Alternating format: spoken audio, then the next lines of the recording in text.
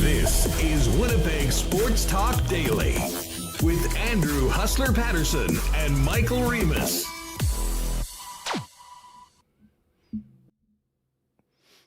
Happy Friday, everybody, and happy game day. Welcome to Winnipeg Sports Talk Daily. Andrew Paterson, Michael Remis with you, and we have a packed show today, heading into a very busy weekend for the Winnipeg Jets, but a lot of news surrounding a big-time event coming up next season for the Winnipeg Jets, and of course, Canada co-hosting the World Cup.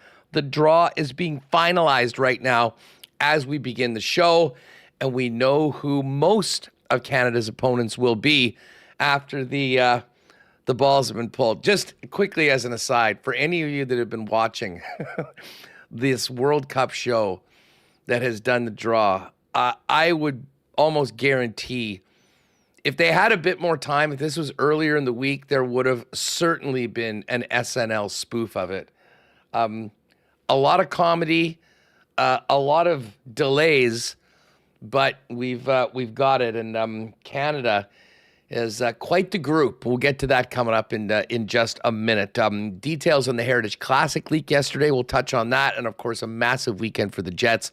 Starting off with a 6 p.m. start tonight against the Buffalo Sabres, and then a date in Edmonton tomorrow night in the late half of the Hockey Night in Canada doubleheader against the Edmonton Oilers, who have seemed to have woken up and lit up the Seattle Kraken to the tune of 9 goals last night. We'll be all over it. Brandon Rewucki's going to jump on with us. Connor was down at the morning skate today. He'll pop on as well in the first hour of the program. And we'll talk a little Jets and Oilers looking ahead to tomorrow night with Jason Strudwick on the show today. We'll also get the latest from the National Hockey League with Lee Hacksaw Hamilton. And just before we drop the marbles, we'll welcome in Pat Gregoire from Coolbet, talk a little bit more about the Costa Rica contest and promo that is beginning with our first of 3 qualifying tournaments next Wednesday at 8 p.m. here with Winnipeg Sports Talk. We got a packed show, so I'm going to get right into it. Welcome to everybody watching on YouTube. Shout out to all of you podcast listeners, and a big thanks to the sponsors that make WST happen each and every day. Of course, our partners at Coolbet, the Winnipeg Jets, Chud's Power Sports, Clean Line, Princess Auto, Manitoba Battery, Rollies Transfer, Uptown Alley, Canadian Club and St. Vital Dental Center, Boston Pizza, Royal Sports, Little Brown Jug. We'll get into a why not question of the day for Not AutoCorp at Waverly and McGillivray. And of course, get your fan feedback for fansfirst.ca. Let's get her going. Remo, what's going on? How are you today on this fine Friday?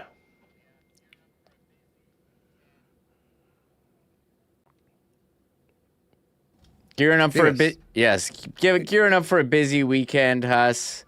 We've got the Jets back-to-back, including a 6 p.m. start tonight. So a very exciting time here.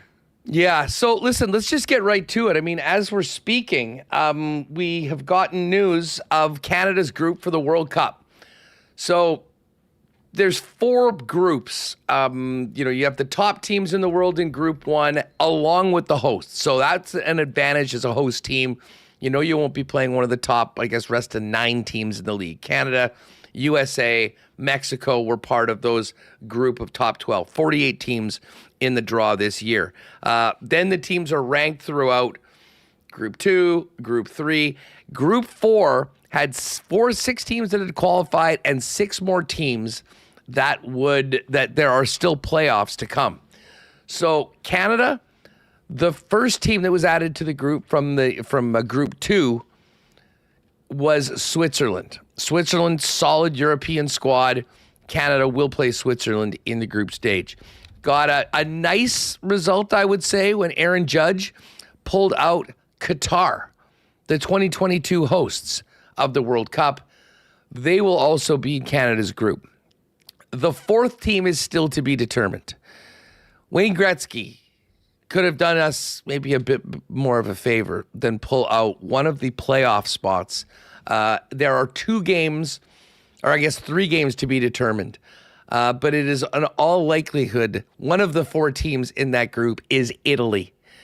Just looking at how people expect it to come down to an Italy-Wales playoff game, and the winner will be in Group B along with the Canadians, and that will be Canada's first game. And I will say this, Remis.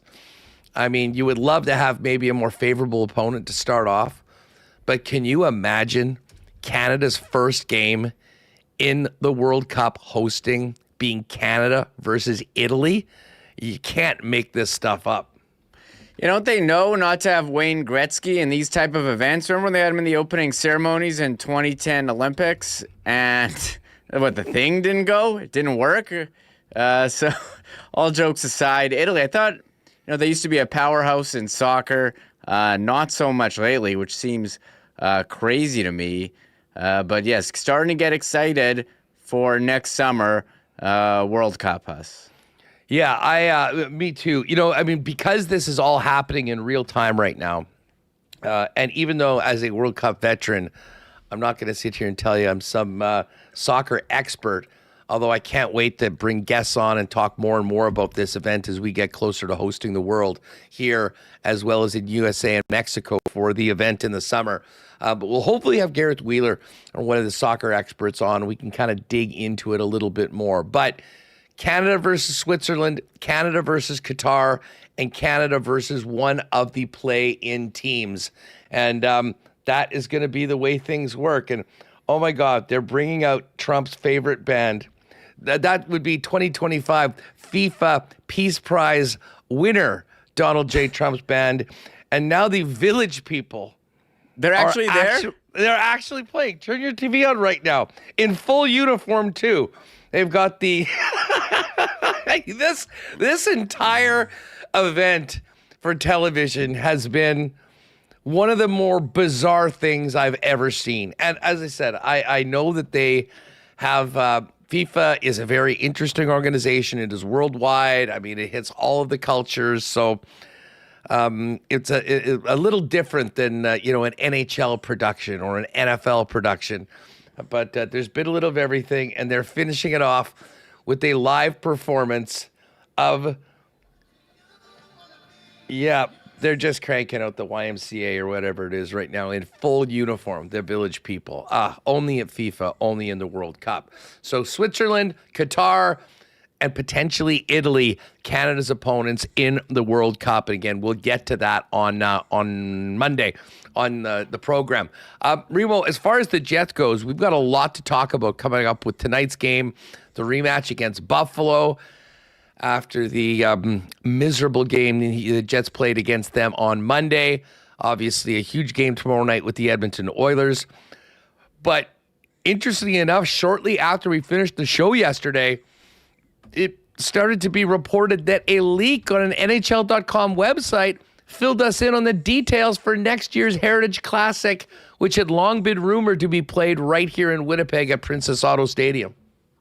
Yeah, Elliot Friedman first reported that on Saturday headlines on Hockey Night in Canada, and I don't know how, if someone clicked the wrong button or they scheduled something incorrectly or they just put it on the website. This is like a way to go viral. We're like, we'll throw this on our website. Maybe someone will stumble upon it. But shout out to Dave Manouk of Legal Curve Huss. He saw people talking about it, went to the Winnipeg Jets website and took this screenshot that says who will play, this is very blurry, who will play in the 2026 Tim Hortons Classic, Jets, Canadians, Princess Auto Stadium, October 25. Sign up to get updates. Of course, this website this link is no longer active. I don't know if this was an intentional leak to get people to build up more hype ahead of the official announcement, or someone screwed up and this got out early. So Either way, it gives us something to talk about. I'm pretty pumped. We'll get, new jerseys. Very exciting. I wonder if there's going to be an alumni game with the Jets celebrating their 15th anniversary. Could we get like the OG 1.0 Jets team? Just get Lad Little Wheeler on the ice one more time. Like Dustin Byfuglien, would he come out on skates for an alumni game? Just get the first, the first teams, Jets, Canadians who played that first ever 2.0 game. Nick Antropov, throw him out there. I'm curious if there will be, or if alumni games have kind of gone away. But now you have, we're entering this new wave of NHL where it's Celebrini, Bedard are the guys, and you have the players from, mid-2000s to mid-2010s who are all now a couple years retired. Like, bring back Matthew Perreault, have him at the alumni game. Sure, he'd get a big pop. Oh, man, absolutely. I mean,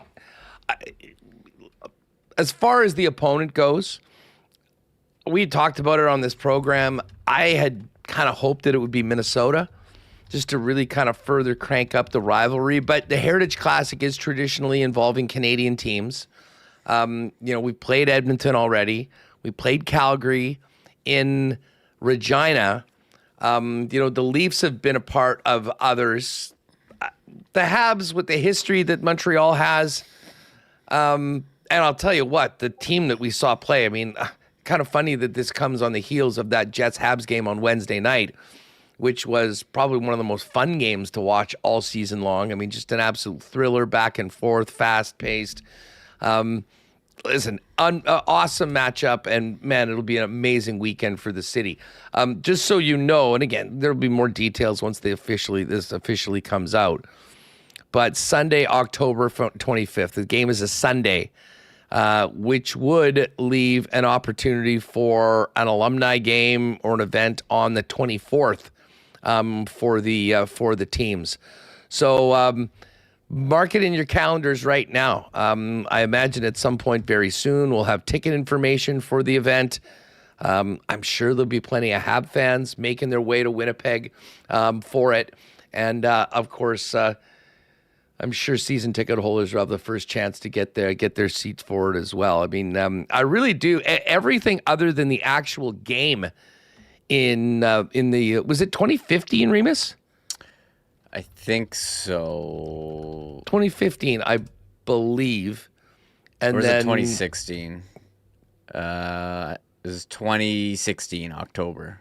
Okay, October 2016. Anyways, that event, kind of funny. We're just watching Gretzky pull the ping pong balls for the World Cup draw, because he, of course, was front and center with those dynastic Edmonton Oilers teams going up against the ex-Winnipeg Jets 1.0 team that played in the alumni game, which, when I remember it, Remo, coming in, that alumni game was almost as highly anticipated as the actual NHL game itself. And then, of course, the Jets weren't able to score in their first crack outdoors. And they almost didn't score in their second crack outdoors until Josh Morrissey was the hero, tying up that game late in the third period before our guy Brian Little ended up scoring one of his final goals in the NHL, tragically. But the OT winner in the game in Regina between the Jets and the Calgary Flames. So October 25th, looks like that is going to be the date. Make your plans, get your tickets. Jets, Habs, outdoors, Princess Auto Stadium, right here in the Peg next season. But we got business to take care of tonight and tomorrow. Busy weekend for the Winnipeg Jets. It's this crazy period of their schedule continues, and it is back at it tonight against the Buffalo Sabres, Reem, after one of the uglier games in 2.0 history against these same Sabres just 4 days ago. Yeah, chance for revenge. We saw, the performance on Monday sparking the players-only meeting, plus then the follow-up performance on against Montreal on Wednesday. We're not able to get the win, and this is an interesting stretch, where is this the last game, or the first game after a long road trip, or just a continuation on the stretch? We're 7 games in 11 days? Is that what it is? It's something. I think so. It's insane schedule. So, you come in, they came in yesterday. and you'll play, and then go to Edmonton for another one tomorrow. This is tough, but you'd like to see a better effort, especially to start the game, than we saw on Monday. Listen, they need a better 60 minutes. They need a win. Listen, I don't want to get ahead of myself. We'll talk about this with Jason Strudwick, when he joins us a little later on. But it looks like Eric Comrie's going tonight, which is going to mean that Thomas Milic is in net tomorrow against the Edmonton Oilers. And I'm not sure if you caught some of the action last night, but Connor McDavid, who said, you know what, it's on me to shoot a little bit more. Well, he shot a little bit more. He scored 3. His teammates scored another 6, and they put up 9 on the Seattle Kraken. So this spot tomorrow for Thomas Milic might be one of the most challenging goaltending gigs you could give a young man in his, third game in the National Hockey League than what we're going to see tomorrow, which makes the importance of getting 2 points tonight that much more. Let's get to the Clean Line lines just before we hear from Coach Scott Arneil, Remo. Clean Line presents our lines each and every day, and they can clean yours if you need them. Clean Line Plumbing, Heating, and Electrical, your local leader for over 40 years, and the official plumbing service of the Winnipeg Jets, captain approved. Get at them at cleanline.ca. There's been so much talk on this program and around the Jet spaces about the lines, and they're not changing tonight. Spent a lot of time yesterday talking about the pros and cons from it. Scheifele, Connor, and Vilardi were just so damn good. I could see that coaches maybe waiting another game or trying to give the rest of the 9 players who are playing forward a little bit more time to get something going. We'll hear what Arneil had to say about that. But the Clean Line lines are Connor, Scheifele, Vilardi, Vlad, Taves, Perfetti, Lowry with Nino and Iafallo, and Barron with Koepke and Pearson. And the defense is staying the same, which means Luke Schenn is out, Miller's out, Gustav Nyquist also scratch, Morrissey, DeMello, Sandberg, Pionk, Stanley, and Salmonson. Eric Comrie going tonight, which likely indicates a start tomorrow for Thomas Milic against those Edmonton Oilers. Remo, we spent a lot of time talking about it yesterday, as I mentioned. I can't say that I'm surprised that they didn't change them up. I thought and I said, if they don't win this hockey game, they will. Now, again, they didn't win. They also didn't, I guess, technically lose in regulation. Obviously, a shootout's not going to determine where you make those moves. But the thing was that line was so good last night, and I think they're so desperate for points right now to stay in, considering what's coming up. They're going to go back in and maybe, just maybe, something clicks with the bottom 9 today, because this team has been carried right now by Connor, Scheifele, and Vilardi, and it looks like those guys will team up again to do some more heavy lifting and trying to get Eric Comrie that win that didn't come on Monday in Buffalo. Yeah, those guys were so good against Montreal, and you look at the shot attempts, that second line was actually pretty good in the positive. They just can't finish, and I think of Nemestikov in overtime with some glorious chances. Cole Perfetti, he's coming back from injury. You're counting on him, before the start of the season to be a producer, but you haven't got that. So I think they have this belief that, hey, Nino Niederreiter, he scored goals in the NHL. Alex Iafallo, he's put up points in the past.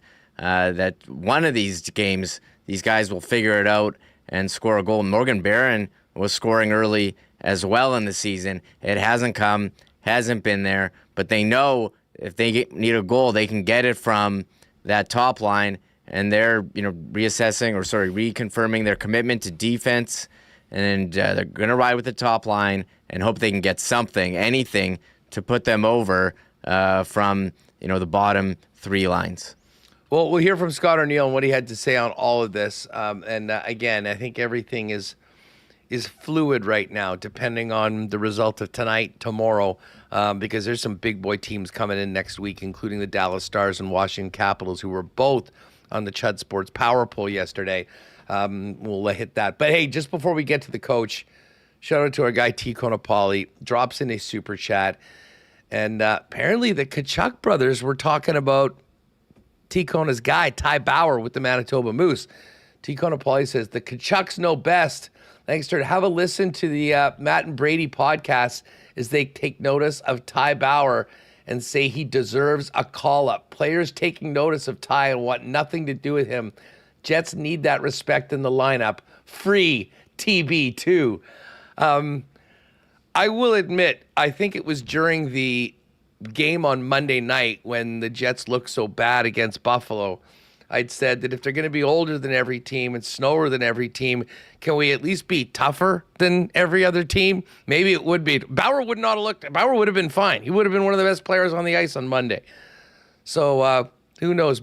Maybe with more scraps like he had last week against that meathead from Chicago, he will get a chance to step at one point. That fight, if you haven't seen it, was just an absolute all-timer. But no Ty Bauer tonight. It'll be the same lineup. We will see Elias Salmonson in alongside Logan Stanley on that third pairing. But let's hear what the coach had to say tonight. Traveled yesterday, ready to go for a back-to-back here and tomorrow in Edmonton. Scott Arneil said, it goes without saying he wants his team to be better tonight than on Monday. The chances, the opportunities that we gave up, the ways we can prevent those from happening. I think that there's certain things we didn't do in that game that we have to be certainly a lot better at. And that's just for me, you play an opponent that quick. There still should be a sour taste in our mouth that we know that, number one, when we don't have the puck, we got to be a lot better than we were. Now, after the game on Monday, Scott Arneil seemed to be, pleased that the team got the point. Obviously, disappointed you didn't get the extra one in the shootout.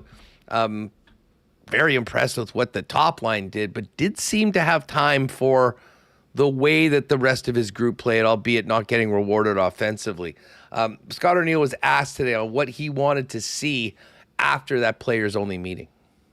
I mean, you wanted to see, obviously the response the next time you play, and it was a better response against Montreal. But at the same time, there's been some inconsistency, which, like I said, I wasn't in on that meeting, so I don't know everything that was said. But I know that part of our problem has been the inconsistency, whether that's shift to shift or game to game. We played a good game in Montreal, much like we played a good game in Nashville, and then came back and weren't at our best. So it's coming home here, having a chance to, again, go against the team we just seen, but be as good or, even better than what we were in Montreal. There were some good things that happened, but we still made some mistakes in Montreal. And it's about putting games together. It's putting shifts together, periods together, and then games together and getting points. And with respect to those mistakes that were made in Montreal, is that the sign of a team that's fighting with its confidence? Yeah, without a doubt. You look at the chances that we gave up, all came off of our sticks. When that was, the Buffalo game where Reeds and kind of getting caught in foot races. The Montreal chances that we gave up, we were making passes right onto the opposition's tape, and that stuff we can clean up. It's trying not to have all these things, you're trying to fix things and something else breaks, and you're trying not to have all these things happen at once. And just the guys know, and we've talked about it and, looked at video about it, just find areas, cut down on certain things that are happening and within games, and hopefully that, creates the chances for us to be more successful. All right, there's Scott Arneil. Now, Connor's going to join us in just a minute for more from the morning skate heading into tonight. It wasn't a great night by any measure for the fourth line. But Arnie was asked about what he saw. He was pretty positive. He seemed to be upbeat about what he saw from the middle six after the game on Wednesday. Here's what he had to say about the current state of his middle six. A lot better in the zone time. A lot more sort of puck possession, attacking the net, doing a better job of, not just being stuck in our end of the rink and then having to dump it in and change. I thought that, like I mentioned, our zone time was a lot better as a group against Montreal than it was in previous game. And just building off of that, sort of working together cohesively. And hopefully just, some of these situations, these looks that we're getting, we'll be able to put them in the back of the net. All right, so there's Scott Arneil. We got a little bit more. We got a heli update and more. We'll bring in Connor in just a minute. I do want to thank our friends at Uptown Alley for their support of WST. And listen, as you get ready for the holidays, I want to get together with friends from work, family, people coming in. Check out Uptown Alley. It's a great place to go for parties, small gatherings, or just to go kill some time over the holidays. 5-pin bowling, 10-pin bowling, laser tag, an amazing arcade. and amazing carnival-style games where you win prizes for tickets for prizes you can get there. Not to mention amazing food and beverage options at Uptown Alley, which is, of course, at 1301 St. Matthews Avenue. Gift cards also available for the holidays. Would be a great stocking stuffer or gift for kids of all ages. And they do an amazing job. Birthday parties for kids, teens, or adults, and great group and corporate outings where you just pick your activities, what you want to eat, any add-ons, and the Uptown Alley event staff takes care of everything. Check them out online at uptownalley.ca or give them a call at 488-0000 to make a group booking or appointment, or just pop down. Don't forget that daily deal every night, 9 p.m. and later. 90 minutes of bowling and a $10 arcade card starting at $20.49 for 5-pin bowling. Folks, if you have a move coming up as we get into the new year, give our friends at Rolly's Transfer a call. Family owned and operated for over 60 years, the most trusted name in moving here in Manitoba. You can check out their great website at rollys.com. And in the top right corner, click on Request an Estimate. Put in the promo code WST for a special discount on moving services and supplies for WST listeners, and then let them know when and where you're moving and what needs to go, and a friendly staff at Rolly's will turn it around quickly with a great quote and get you locked in for the white glove treatment and service that Rolly's has been famous for over 60 years. For all your moving needs, make it Rolly's Transfer. Find out more or request an estimate today over at rollys.com. I know Dr. Terry and the St. Vital Dental Center gang are going to be ready for the marble race a little bit later on, and they're always ready to take care of you and your family's dental needs from top to bottom.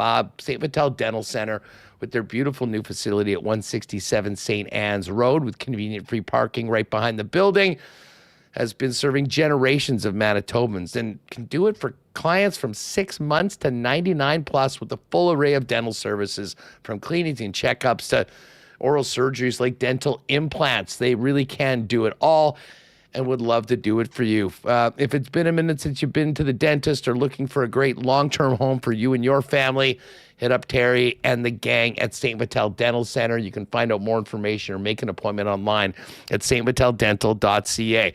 And hey, it's Friday night. The holidays are here. I know many of you are popping by your local Manitoba liquor marts. We'll make sure to take a look at the Canadian Club display going on right now. First of all, for Bomber fans, or if you're entertaining, that limited edition Blue Bomber label bottle of the good stuff, Canada's original Canadian whiskey, Canadian Club, certainly would look good for both gift giving or holiday gatherings.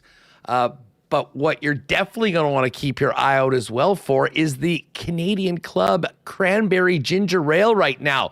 Limited edition and a limited time for the holidays. It's available in 4-packs or 473 milliliter cans. Pre-mixed cocktail in can, ready to go, poured over ice.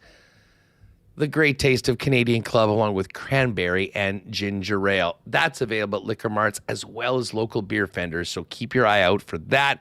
And a big happy holidays and a reminder to drive safely and don't drink and drive anytime, but especially right now, courtesy of our friends at Canadian Club. All right, let's bring in Connor here, who was down at the morning skate today. The Jets get back for a quick one and then head right back on the road after the game. Connor, what's going on? What was the buzz like around this morning as the Jets come off the road for a quickie before heading to Edmonton tomorrow? Yeah, it was interesting, Huss, because usually when the Jets come back from a long road trip, we're talking to the players about how nice is it to be back for a couple of weeks. Now, no, they leave tonight. They're going right back to Edmonton. So it's really just an extension of the road trip. The Jets had a few of these last year, and if I'm being quite honest, put up some stinkers when they did this, where they'd be on a 5-game road trip, come back for one, and then go back out for a few more. Thankfully, this is just one home game and then going back out on the road for one more. But yeah, the Jets looking to get back on track, looking to get revenge against the Buffalo Sabres and clean up a lot of the things that plagued them on Monday in that embarrassing 5-1 loss. Yeah, no doubt. And I mean, obviously the game against Montreal was better. I do wonder how everyone would feel about that game if Eric Comrie wasn't as brilliant as he was. But listening to the coach speak, he is seeing, or at least trying to use the power of positive energy to say that, definitely liking what's been at least Wednesday's game from lines not named Connor Scheifele-Vilardi better than what we'd seen against Buffalo and really in that period beforehand.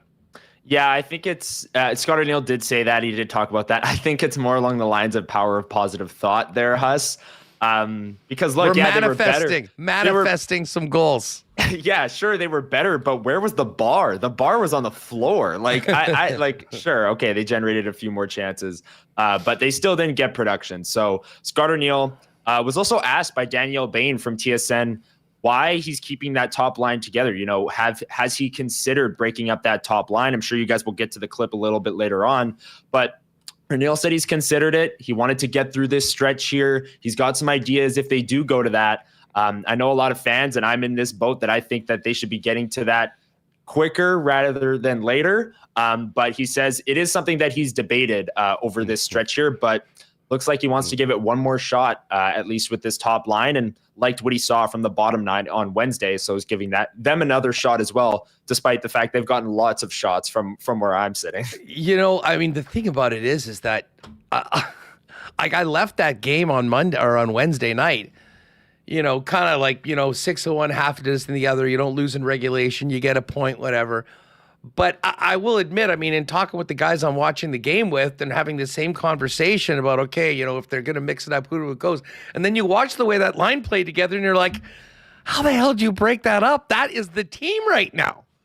Yeah, but where did that get them, Huss? That got them a point on the road against a team that played the night before, and it needed an Eric Comrie masterclass, despite how good that line was. So I don't know. I see both sides of it. Like, yes, that line was awesome. Kyle Connor, especially on the goal to Mark Scheifele. Incredible play to win that race and get that puck to Scheifele. And Kyle Connor himself scored a goal. But I'm kind of at the point of like, okay, we've been talking about the top line being great for 2 weeks now, and the Jets have had their worst stretch of the season. So I don't really know where it's gotten them to this point. We'll see tonight. I think less so offensively, more defensively is what I'm looking for tonight against Buffalo on Monday. The Jets gave up 9 odd man rushes. That's the number Scott Arneil used in his post game. He said 4 of them ended up in the back of the net. They can't do that again tonight. They can't hang Eric Comrie out to dry. He can't get pulled in a game like this, especially since Thomas Milic is going to be, in a way, thrown to the Wolves, the now red hot Edmonton Oilers, who just put up 9 last night. Like, this is a tough spot, Huss. So this is a big game tonight because tomorrow is going to be a very, very tough one for the Jets to win. Although I have confidence in Thomas Milic, it's just a tough spot on the road against the Oilers. They're not playing tonight. The Jets are. They're traveling. Will be a tough one tomorrow for sure. Yeah, this is the real issue with having like a young, completely unproven goaltender without any experience in the NHL for a situation like this.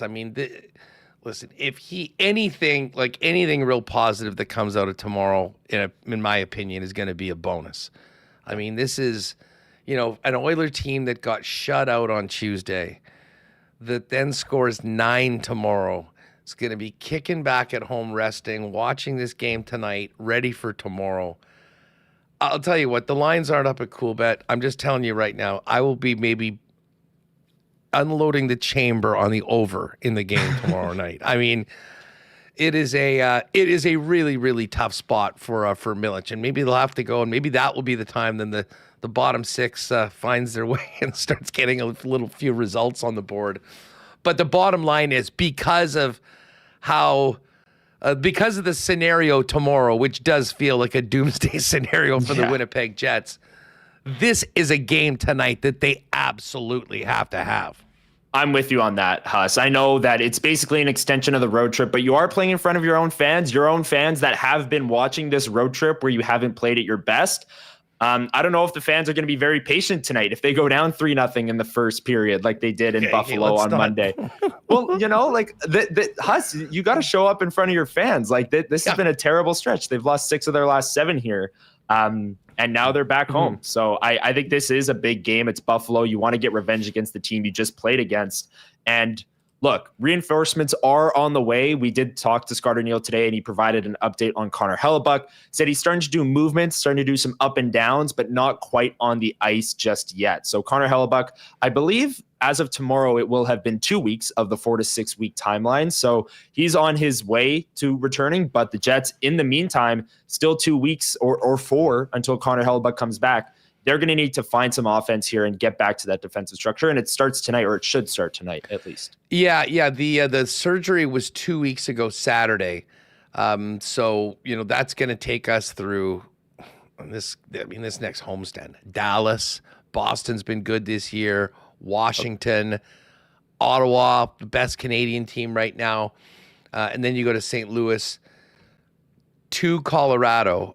The 20th would be 4 weeks. I mean, I don't think he's going to come back right on that nose. You got one more game and then another 5-day break for the Christmas break. So, best case scenario, Jet fans' Christmas present is Hellebuyck being good to go after the break against the Minnesota Wild. But I think more likely we're probably talking about earlier in the new year, which means that for the time being, it's going to be Eric Comrie and Thomas Milic that are going to have to do it. I know the captain, Adam Lowry, spoke today. Yes, Game Day Big Mac for the boys. Use the app, folks. Game Day deals. Shut them out. Nice. Tell us about what the captain had to say today. I mean, Adam Lowry bearing a lot of load on his shoulders. We saw the hit. We saw him fight. But again, he can do all of those things. What this team needs the most is some offensive production. I'm sure that's weighing on every player in that room. Yeah, and him especially, right? Like, we've talked a lot on this program about how he kind of represents the identity line of this Winnipeg Jets group, whether it's the third line or the second line on any given night.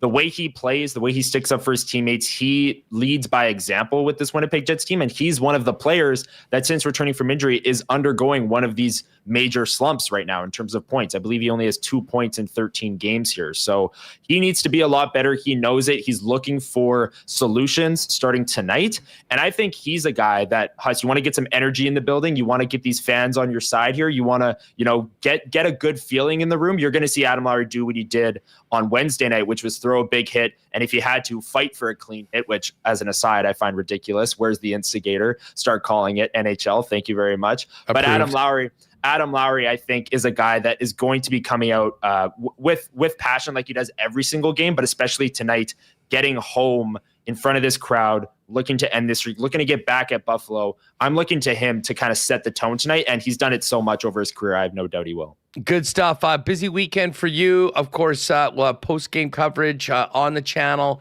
afterwards. It'll be there for you after K&R or in the morning when you get up. You can check it out before Illegal Curve. And then Sunday, 9 a.m., another edition of WST Sunday Live, coming off that late one against the Edmonton Oilers. One way or the other, it'll be an interesting show, I'll tell you that. Thanks for doing this. I know you got a hit to do representing WST around the interwebs. Of course. Yes. Good stuff. Well, and enjoy the afternoon, and we'll see you down at the rink, pal. Yeah, I'm jumping on Oilers Nation at 1:45 here with Tyler Yaremchuk, who's been on our show before, so fired up for that. I was on with Grant McKegg yesterday on Habs Cast, so doing the whole Canadian kind of tour here. Yeah. I will just say, on the channel right now, I did a prospect update this morning. So if you're wondering how the Winnipeg Jets prospects outside of the organization are doing, go check that out. Talked about some Moose players, some guys that aren't even, on the Jets or Moose right now. Sasha Boumedienne and Alphonse Frey named to Team Sweden at the World Juniors this morning. So I said in the video that it's likely that those guys make it because it wasn't 100% confirmed yet, but they did make Team Sweden for the World Juniors per Scott Wheeler. And then this Sunday, we're going to have Danielle Bain from TSN, new reporter on the show on WST Sunday Live. Liz and I firing it up at 9 a.m. We'll see how Saturday night goes. But either way, we'll be there Sunday at 9 a.m. with Danielle and Liz, and it'll be a great time. I don't even want to think about Saturday night right now. I just let's get 2 points against tonight. Buffalo, and then we'll worry about that from here. Connor, great stuff as always, pal. Thanks for doing that. Thanks, guys. Talk later. Right on, Remo. Let's get this is number 5. We kind of spoke about this. This was Arneil asked by Danielle Bain on the debate to split the top line up and where he's at on that. Believe me, I've debated this for a long time, and we've been talking about it. Got some ideas, but at the end of the day, it's like we were getting 0 goals, and it's hard when that line can score like that. You hope that they can go out and, do what they do, outscore the opposition, whether that's 1-0, 2-1, 3-1, and then hope the other guys chip in, and that's kind of what's happened. And the one thing about that line is they're usually always on the plus side of chances and goals. But do we spread the wealth? That's something, honestly, we've been talking about here the last couple of days, and we wanted to get through this stretch here. It's one thing we have done a lot of, is change the lines. It's happened quite a bit, and there is just my own experience from that, both coaching and playing, is it's hard when you have different line mates each and every other night. Chemistry is a big part of it, so liked a little bit, like I mentioned. We didn't score the other night. It was better with our second and third line. Fourth line, let's see if we can't put it together here coming home and score some goals off it. I mean, listen, this might be the last stand for those guys together, or more so the bottom 6, bottom 9 together before something happens. But with the schedule they've had, I don't know when the last time there was an actual practice. They will have an opportunity to do that on Monday, so we'll see how things go this weekend. And then if it is not in the favor of the Winnipeg Jets, I think maybe you'll see some changes coming up on Monday come practice. Hey, shout out to MC Stormy and T Will. Just a little spreading the wealth. A couple super chats from the fellas. Thank you guys. Very nice. Everyone's in a good mood, getting paid today. Hopefully we're in a good mood around 9 o'clock after this game tonight, a little later on. Listen, Brandon's going to join us in just a minute. But a couple other quick ones. Connor mentioned the Hellebuck update where he's at. Elias Salmonson's staying in the lineup. That I'm happy about. Here's what Arnie had to say on Elias going into tonight's game and his second game on the right side of the third pairing with Big Stan. Yeah, I mean, it's kind of the test that obviously that he was going to run into. He can, when it comes to the different teams that he faced, but he's got good feet, he's got good instincts. I think that there's lots of things he needs to improve on, but there's also a lot of good positive things that are there as well. And he's got good feet, he's got a good vision, and it's a different game up here. It's a faster, heavier game, and that's why we wanted him to get these opportunities while he can. All right, so there's the coach on Elias. Now, here's one more. I mean, there's all this talk about, splitting up the top line. Arneil was asked about the play of his top line and just how good they've been lately. Here's what Arneil had to say about that. Well, first of all, they're playing in the offensive zone. How you get there is important. Obviously breakouts, whether you're winning face-offs in the offensive zone, which happened a lot, and especially with JT's line. They got started in there, and they got to continue to keep possession. The puck support, so we always talk about 2 on it, 3 around it, especially when teams want to swarm us. Montreal plays a man-on-man. We had good movement to kind of create separation, but it's also part of our D too, and that's kind of what I keep sort of harping on our D. We know the chemistry with JMO and Mel with Scheifelein. It's the same thing has to happen with, when the other lines are out there. The D have to be a part of that offense, whether that's jumping in the rush. That's also when we get low to high, when they have their opportunities to, get pucks to the net front. We keep telling our forwards, you work to get there. D have to get the pucks there. So there's some things that we're building in the last game. It has to continue, though. It can't just be, we were close. It's just try to stay positive and keep working hard, keep making sure that you're in the right place and you're supporting your line mates, and hopefully the good things will come from that. All right, there's Coach Arneil from this morning. Brandon Rewucki's good to go. Just one more clip I want to play for you, and this is the captain, Adam Lowry. He spoke this morning, and here is Captain Lowry on returning home for a quick one before heading back out to Edmonton tomorrow. It's important. It's nice to get in a rhythm, get in a routine at home, but I think it's important we don't get too far ahead of ourselves. We got to focus on this game. You can't be looking ahead to the homestand coming up or the game tomorrow night. Obviously with Buffalo, they're a real fast transition team, and they kind of exposed some of our slow decision making last game. So like we've talked about in this room, we just got to take care of the game in front of us. You're not going to get all these points back, with one game, but certainly it'd be nice to put a string of good games together here. Let's get it started with one tonight against the Buffalo Sabres. The host of Skates and Plates, Brandon Rewucki, joins us now. Rue, welcome back to the program. What a week it's been. How you doing? I'm doing good, man. Enjoyed the draw that took, well, it was 2.5 hours long, so it was about 2 hours and 20 minutes longer than necessary, but looking forward to a big weekend here. Oh, you didn't enjoy the full show this morning? I mean, there was Robbie Robertson and that girl from the Pussycat Dolls doing what I think is the new... I will say a quick story on that. I heard them singing this song, and I'm like, oh, this is probably like the official... Like FIFA always has a song for the World Cup.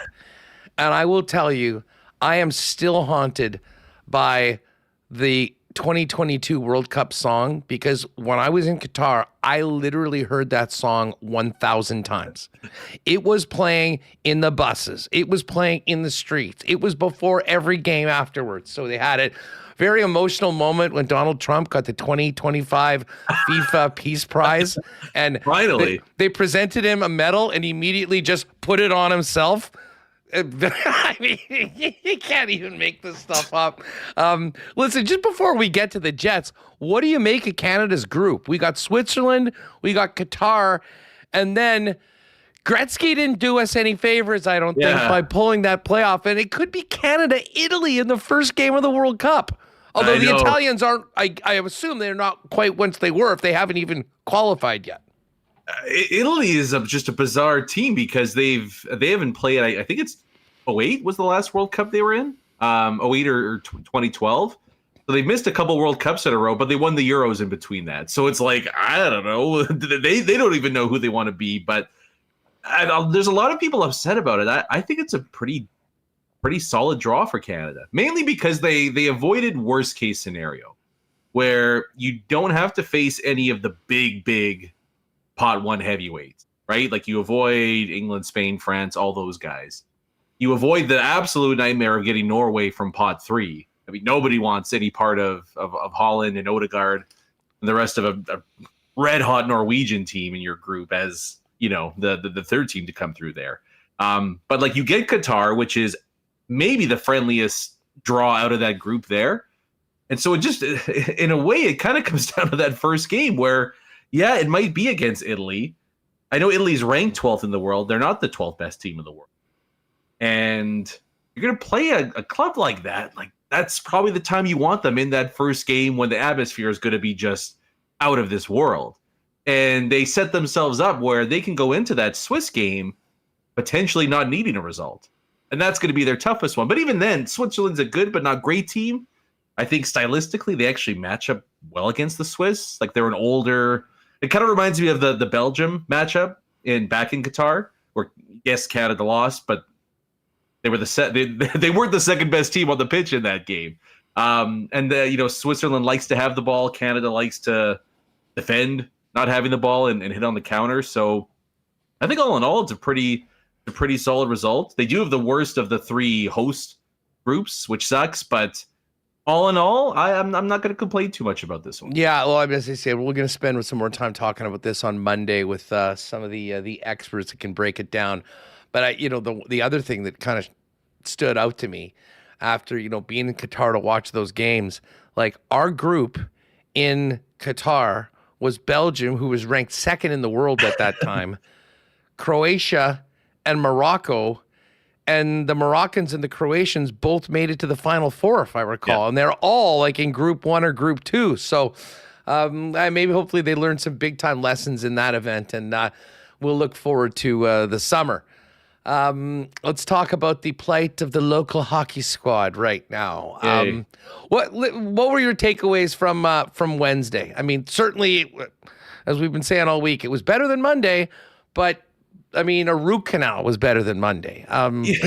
Like they got a point, and it could have been 2. I mean, a shootout is basically a coin flip. Did you see some positive momentum that they can take going into this game, other than the brilliant performance of Eric Comrie that I think maybe changed some of the narrative around that game, to be honest? That's exactly like it was a shaky baby step forward where like even if they would have won that game in a shootout, Huss, or somehow found a way to survive in overtime, it's not like they solved any one of the myriad of issues plaguing this team right now. That's the club they've been all year. Hope the top line does enough to score, and then outstanding goaltending holds us up at the back end. But other than that, it was the same club we've seen. And you're right. Like the game against Buffalo was such a disaster. You're only going up from that point. So I didn't really take any positives from that game whatsoever. And you're bang on that Comrie prevented that from being a nightmarish start and the game basically being over after 20 minutes. But again, the top line's great. Nobody else on this team can score. So that's we're still at that point, whether the Jets won or lost that game. And as long as they decide to keep this top line together, this is how it's going to be. And Scott Arneil basically said it in that clip from a couple minutes ago. He's like, if we have them together, they got to score all the goals. I don't agree with the strategy at this point, but that's the option they're going with. So again, tonight it's going to be, can the top line get a couple for you? Maybe you get lucky and somebody else chips in, and Comrie gives you 920. And that's pretty much how they're going to have to play if this is the lineup they're going with over the next several days. It's obvious they've spent a lot of time thinking about this. And I think that game, which was, essentially, in a blackjack term, was like a push. They're giving them, another game. And I don't think they'll change much going into tomorrow because, again, you're playing tonight, you're on the plane, you're going there. Like, I think that if they are going to do shake up the lines. Monday, which will actually be a practice day, probably the first one they've had in about a month, seemingly would feel like a time that you would go and do that. But again, I'm sure you felt that. Arneil said, and again, compared to Buffalo, which was, you couldn't compare anything worse. Those middle two lines, the Lowry line and the Taves line, certainly, spent more time in the other team's zone, and they weren't giving up the disastrous, chances the other way. But my God, you're looking at that Jet top line, and it's one of the best lines in the world. And you think, okay, you take the juice out of that line, and then, are you just basically working with the line that's even, or a lineup that's even more offensively challenged than the one before? I don't envy the choices right now that Scott Arneil has at his disposal. I don't envy it, but he also hasn't tried it. So, how do we? It's just at this point you can't expect anybody. And again, the fact that we're calling it a bottom nine is a major red flag about the composition of this team, because bottom six is antiquated. Bottom nine is sound the alarm bells. We need some help here. So I feel, I've maintained it before. I felt this way for probably a month at least now, just that you want to have one of the best lines in hockey, or do you want to have a forward group that can score outside of three players? And do you actually think that solves the problem? I think as far as the problem being creating a balanced forward group, I think it solves, at least gets closer to solving that. There's still realistically one or two big additions away externally from this team, like having a contending quality forward group. But if nothing is coming in the pipeline in the next couple of weeks, you have what you have at your disposal. You can throw up your hands and say, we'll let the top line deal with it, or you can try to create some kind of juice here. And it's not the perfect comparison, but like if the top line is going to score 10 goals in the next 4 games and you get one of the rest of your forward group, great. Or do you try to maybe get 7 out of your new look top line, 3 out of your new look second line, 3 out of your new look third line? And sure, the top line doesn't perform as well, but you're at least becoming a little more. What if it's 2-2-1? Sorry, what's that? What if it goes 2-2-1? Yeah, well, then you go. I'm not even opposed to them going back to it if it doesn't work, but that will happen at some point. I think I like it in the Oilers. I kind of laugh at the thought that, if you change the lines, guys aren't getting used to it and this and that. There is literally no other hockey team on the planet, Huss, that is as steadfast in their lines as the Winnipeg Jets. So, part of that is of your own doing because you don't experiment with other lines. But at the same token, McDavid doesn't play with the same guys. Draisaitl doesn't play with the same guys. You go across every great team in the league, and even some of the bad ones, and they're mixing and matching to try to get either more to this line or more to this player, right? And so at some point here, you can't just, complain and say we're not getting production by reshuffling the Titanic deck chairs. Like you've got to, at some point, I think, press the atomic button and just say our top line, through no fault of their own, just needs to be split up for the best of the team. Yeah, there is an element of you got to do something, and it kind of really seemed like that was going to be the case. I mean, Marat made the case on Tuesday, I guess, on the program that he didn't expect. I mean, listen, if you're going to blow it up, I mean, after Buffalo would have been the time to do it. And, he said, listen, they're having this players-only meeting. It's sort of on them to come back and have the opportunity to do it. And I'm not sure whether it was the coaches, coaching staff and Arneil really saw enough positive momentum, or just, the timing of this with these two games and back-to-back, it was, probably going to set them back more than an immediate switch. And, let's face it, they're desperate for points right now. And let's face it, this game tomorrow, if you want to talk scheduled losses based on, variables and factors, this might be number one of 82 on the entire list. Especially now with Milic going into that game. What a situation for the young goaltender for an Oiler team that bounced back from a shutout with a 9 spot last night against Seattle. So it cranks up the importance of this one that much more. Let me put it this to you.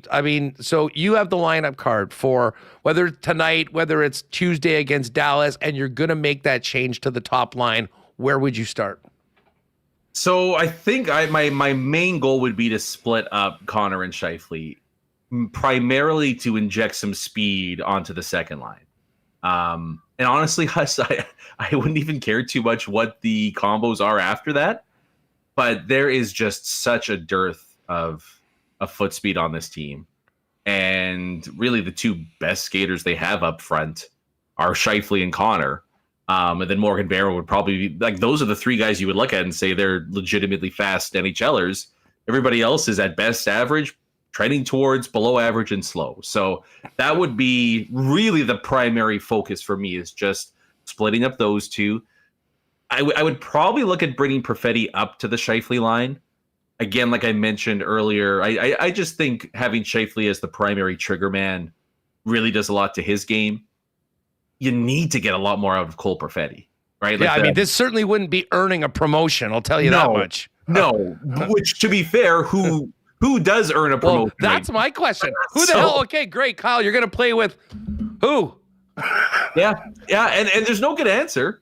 Like I'm not going to say that they do this and away we go. It's all rainbows and glory. But again, you need to try something. And so I think putting Perfetti there, you need to get more out of him.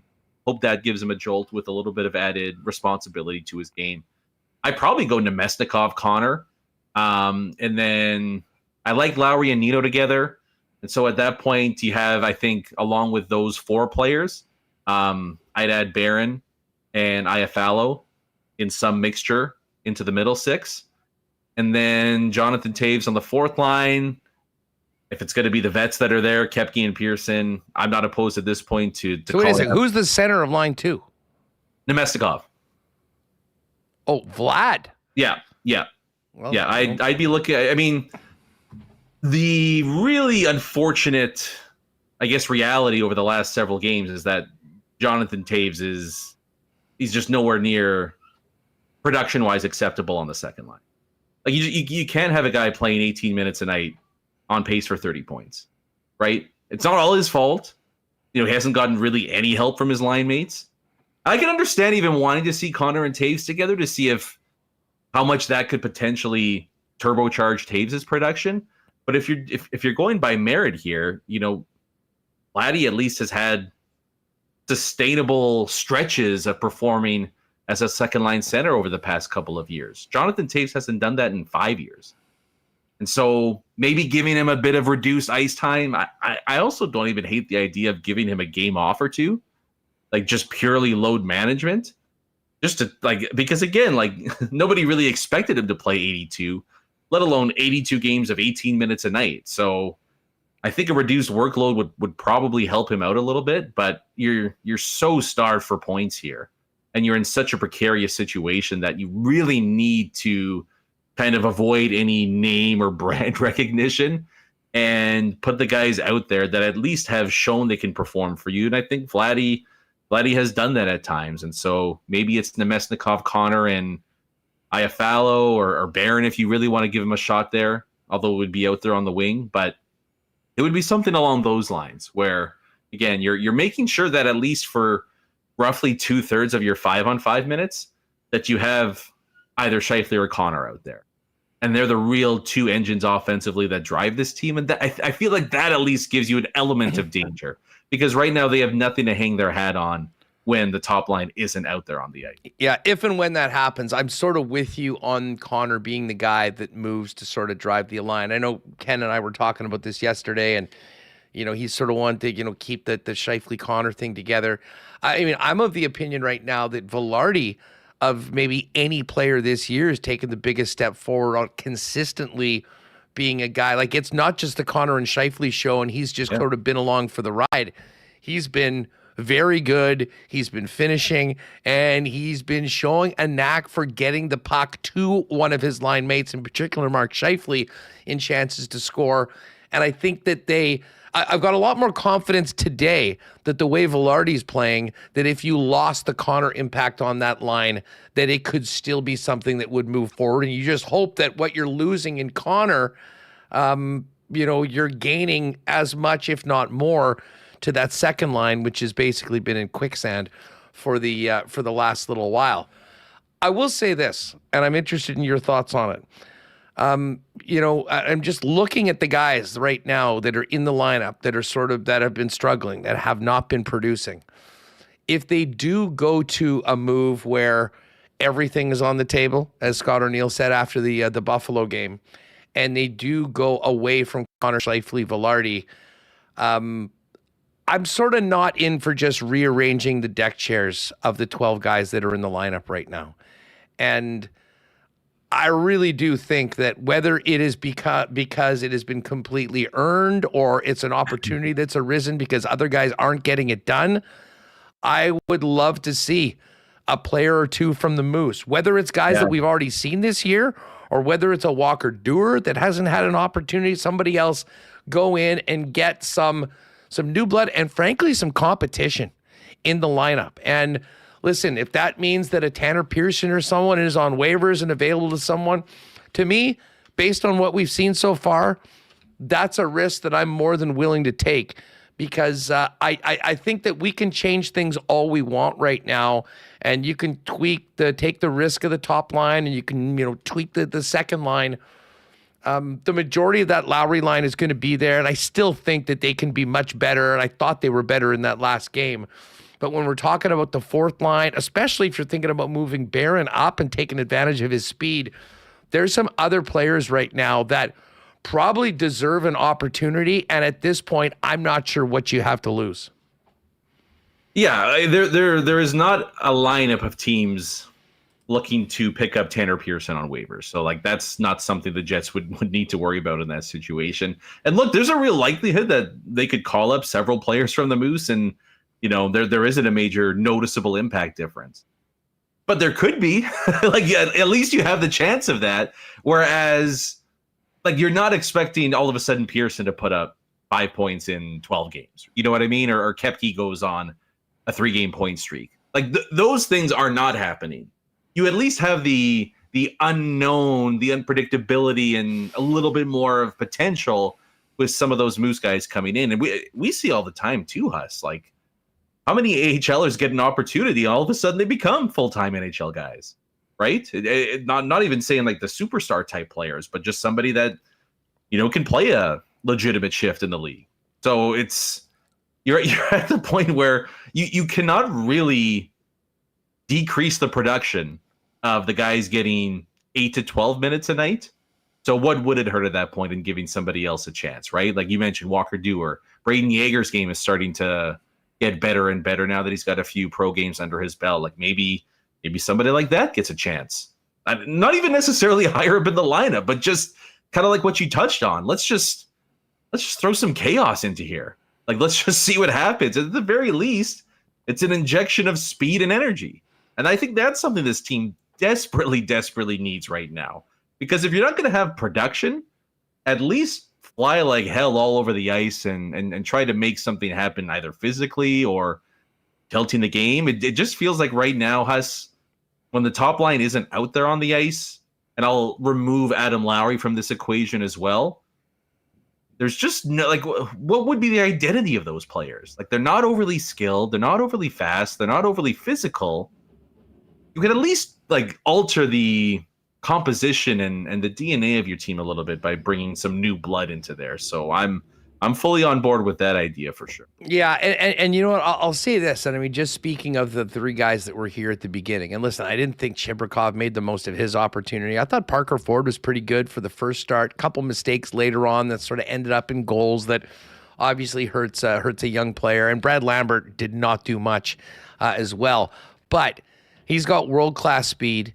And I'll tell you what, at that point in the year where you're young guys on the bottom of the totem pole of a team that just finished winning a President's Trophy, that's a very different scenario than coming in right now to a 500 team that's outside of the playoffs, that's looking for answers and looking for juice in the lineup. Like, to me, if one of those guys got called up right now, there's never been a better chance to go out, play your ass off, play well, and stick around and stay in the lineup. Like, before, it was almost like, okay, we're going to give this guy a few games and this guy a few games, but this is the team. Where things are at right now, without anyone really establishing themselves as a productive, everyday player right now, those guys, I mean, and regardless of who, I mean, you can put in whoever you want to give that opportunity to, I think goes up. First of all, hopefully maybe lights a spark or gets more of guys that like, shit, I might be losing my job here in 2 weeks if this happens. And to me, I mean, I think it's all part and parcel, as they say. Like, I don't know whether just, having Kyle Connor play with a couple different guys on line 2 for a few games is going to be the be-all, end-all. But I think we're at the point now where if you didn't realize it already, we're now 25 games in. This ain't the 24-25 Winnipeg Jets. They've got very, very different strengths and very, very different challenges right now. And it's on the part of the coaching staff, but also the organization to figure out maybe some other names that can go into Scott Arneil's possibilities on game night and hopefully add a little bit of what they've been missing in the lineup, and that might translate to a little bit more success. Yeah, and there's so much focus on what Arneil does and how he can rejig and find a spark for any offense here, but he's not the only one in the organization that can do that. Like, management is fully capable. It's part of the job to, if your team's not producing, make changes. You have the waiver wire. You have picks. You have prospects. There are players out there that have no trade protection, as hard as it is to believe. Like, there are avenues you can look into to make this team better without sacrificing the future and like all of your high-end assets. I'm not advocating for, damn the torpedoes, let's bring some guys in here to save the season. But inactivity is maybe the biggest sin right now of this whole franchise. Where just anything, right? Like just to show you care, show that there's some life in here, right? Because it's just been too long. It seems like we'll flip the switch and be the team that we were last year, and that's not what this group is. Like let's just call it what it is. The offseason was basically worst case scenario, and so they're in this really delicate balancing act situation right now where if you lose, say, 3 of your next 4, it might somehow already be curtains on a playoff chance.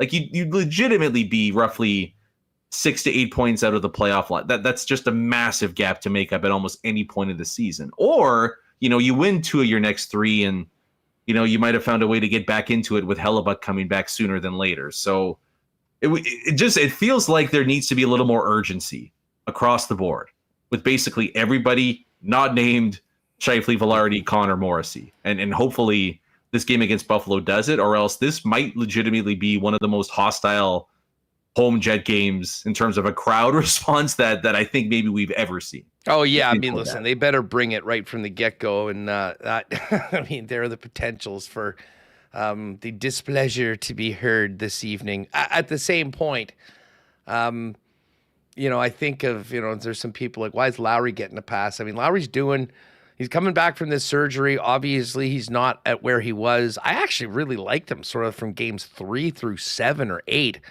It's been this last run of playing every day or every second day that has been a bit problematic. And yet at least he does something. That was about to say. I mean, the hit, the fight, all that. I mean, he's trying to drag these guys into it. And there's a lot of other guys that are just going out there doing their thing, and you're like, what are we doing? And it's funny. I did say it. I mean, T. Konopali, I don't know if you missed it. I guess the Kachuk boys were talking about Tyrell Bauer and said that guy deserves a call-up. I think that fight alone from last weekend deserves a call-up. I mean, that in its own. And I'll tell you what, if you're going to be slower than these other teams, you're going to be older than these other teams, maybe we could just be tougher than these other teams. I mean, at some point, be better, have an advantage somewhere on it. I don't think Ty Bauer is going to be the guy that's going to turn all things around. But I do think for the first time in the last 5-6 years, we can be talking about realistic shakeups between the big club and the Manitoba Moose that could actually be both, but short-term real positives. And to be honest, wouldn't that be a great thing for the Jets if all of a sudden, an old guy on a 1-year deal that wasn't getting it done is replaced by a player 10 years younger than him that maybe you didn't have pencil in for NHL time, but they proved that they can belong? Yeah, it sounds great. Let's do it. I don't think there's a reason to hold back from that whole line of thinking there. And I mean, we've spent so much time talking about the forward core, but talking about blowing things up. I mean, been a bit of a brutal run for Dylan DeMello too. Like maybe Salamonson just doesn't get third pair minutes. Maybe, both guys named Dylan on the back end too. Yeah, right. So I think everything really has to be on the table. The focus clearly is going to be on the offense because they're generating basically nothing. But there's just been too many times this season DeMello's been a step behind the play, and you're playing Morrissey's going to play obviously a ton of minutes. You need a bit more dependability beside him. I know Salamonson's had those ups and downs as any 19, 20, 21-year-old defenseman will. Keep him in, though. Keep him in. I mean, you think we're worse off having him in there on the right side than either of the two guys that are sitting? Hell, no. And there's more mobility again. You're a little bit faster, right? I've been kind of impressed with his, not necessarily his offensive skills, but his play with the puck. He's got really good vision. There's just little tiny details that he's got to iron out in his game. You can see a good player in there. That's the nice part. There's flashes, but it's just little things like gap control, knowing where to be on the ice in certain situations. But I mean, we've just seen too many absolute blinders from Dylan DeMello over this last little bit that we can't just say do this with the forward core and away we go, we're done. It might be just a complete overhaul of the entire team and how they've looked for the past couple of years. Yeah, well, it's just going to be an interesting weekend. I mean, say a prayer for Thomas Milic tomorrow against the Edmonton Oilers, and find a way to get to build a bit of momentum with the strong game tonight on home ice and get a win, and then see what happens tomorrow and how things shake out come practice on Monday before the Dallas Stars come to town on Tuesday. Brandon, always great having you on the program, dude. You have a great one. We'll talk to you soon. Sounds good, boys. Have a good one. We'll talk soon. All right. There is Brandon Rewucki. Hey, folks, I do want to thank our friends at Princess Auto for their great support of Winnipeg Sports Talk. Of course, Princess Auto, synonymous with Winnipeg in so many ways. Founded right here in the Peg, headquartered here in Winnipeg, and now serving Canadians coast to coast. But with 3 Manitoba locations to serve you, 2 in the city, Panet Road, Portage Avenue West, and of course out in Brandon. Princess Auto is where you'll find the best deals on the most unique assortment of tools and equipment around.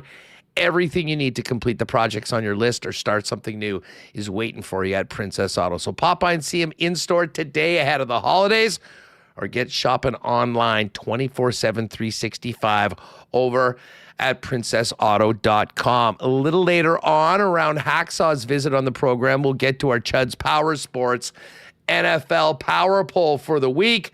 Of course, our power polls are brought to you by our friends at Chud's Power Sports, who are ready for the holidays. As they say, a Christmas season of adventure. It's the perfect time to unwrap new adventures on the trails, lakes, ice, and open roads with the preeminent power sports superstore, Chud's Power Sports, up in Gimli at the corner of Highway 8 and 321. Holiday must-haves this December include ATVs, side-by-sides, personal transportation, and commercial XTVs, RVs, and fish houses. And you can cozy up on the ice or hit the holiday highways in comfort with Aurora RVs, Coleman RVs, and Grey Wolf fish houses. And of course, 'tis the sledding season. Make spirits bright with brand new Polaris or Arctic Cat sleds. Whether it's for you or someone you love, this is the Christmas gift that guarantees excitement. Unwrap December savings and ride in the magic of Christmas with our friends at Chud's Power Sports up in Gimli. Check out this site today online at chudspowersports.com. Pop up and see him and tell him hi from the boys at Winnipeg Sports Talk. I know Mr. V-Dub, the Derminator, and the rest of the gang at Chud's will be joining us a little later on for the Marble Race. And of course, Donnie and the gang at Manitoba Battery are ready to ring in the holidays, but they want to make sure you're doing it with a juiced up battery that's going to get you through the winter. Beat winter before winter beats you at Manitoba Battery, and power up for Christmas with some great deals at Manitoba Battery, including $5 to $10 off all Power Sport batteries, $10 to $20 off booster packs, the $99 ice fishing flasher combo, and great deals on booster cables, and of course, gift cards available as well. Manitoba Battery, 2 locations, Logan Avenue, Dovercourt Drive, your local option for the best prices, period, on all batteries, and the best in customer service as well. You can also check them out and order online at manitobabattery.com. All right, well, the Jets and Oilers have both really struggled so far this season. They come into tonight's action both at just one game over 500, but the Jets are playing tonight against Buffalo and will travel after the game to Edmonton to get ready for the late night game tomorrow against the Edmonton Oilers. To talk a little Jets and Oilers ahead of tomorrow night's game, let's bring in Struddy, Jason Strudwick, right now on Winnipeg Sports Talk. Struddy himself on WST. Thanks so much for doing this. It's great to have you on our channel and the show. Well, it's great to see you guys doing so well. I appreciate it. I'm coming on anytime. I love talking to people in Winnipeg. It's kind of like just thoughts on the start of the season for both the Oilers and the Jets. You looked at, the Jets winning the President's Trophy last year, the Oilers getting to their second consecutive Cup final. We should not be talking about two teams that are literally at NHL 500, both outside of the playoff line. Like, what is your thoughts on what's going on with both of these teams up until this point, Jason? Well, a big picture. You look at the Canadian teams. So many expect to be in the playoffs, and there's very few in the playoffs right now. So that's a concern. But specifically for the Jets and the Oilers, definitely disappointing starts for both clubs and their fans. The years they had last year.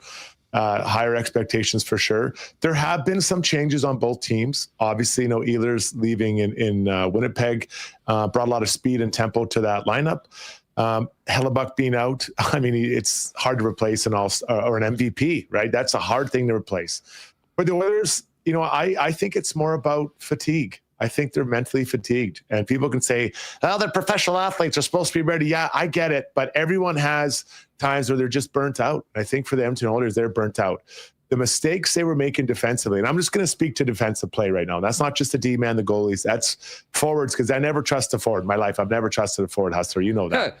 But when I'm looking at these guys, the way that they defended was way below the standard they set for themselves. Not that I said, not that their coaches said, but the way they defended, especially the last 2 years, was elite. We saw them play really well defensively, and they've struggled. So this year's been more power play. It's been better. Not that it was bad last year, but it's been one of the top in the league. Their penalty kill is, I believe, improved as well.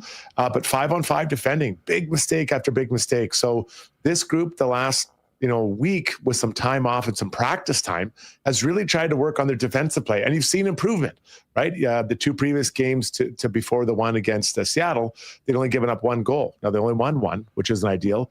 But then against Seattle, I thought their defensive play slid again. And it was the turnovers, the unforced turnovers. So they're not out of the woods yet. When they take on a Winnipeg on Saturday, expect a reset on the way they play defense again. I love talking to guys like you that, played for so long in the NHL to get a taste of just sort of what's going on with these teams. And I'm, for the record, I'm with you. I mean, we've seen this before with Edmonton. I mean, you play that marathon, that 2 extra months of hockey, and it affects you the following season. And, right around this time, they get their act together, and guess what? They'll be a playoff team and will be a very, very tough out in the playoffs. What has been crazy to see, and like the Jets for the most part have been very competitive. I mean, even when they've lost games, they've been relatively close. They got just embarrassed last Monday night in Buffalo. And they got a chance to right that wrong tonight at Canada Life Center. There's been a couple of the most dreadful Oiler games that there has ever been. I mean, a 9-1 home loss to Colorado.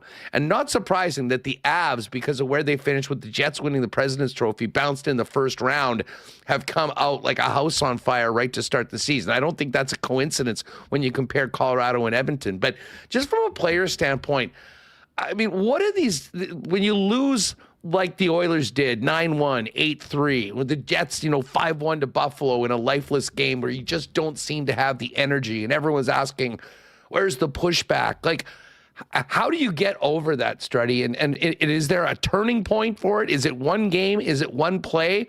Or does it just sort of happen gradually if you stick to it and, do what you're supposed to do? If you're a mature group, I think you understand that you've got much better, right? A team like Utah, right? Utah had a great start to the year, and they've kind of floundered. But they can't go back and say, well, remember 2 years ago we were having a tough go and we had maybe a couple bad losses and we rewrite the ship. Well, they don't have that group experience yet. The Oilers and quite frankly the Jets both have that. So what you need to do is to look back and say, what did we do well, right? Because those games are anomalies. Like, Colorado came in and they just lit the Oilers up. And we saw it same with Dallas came in and lit them up.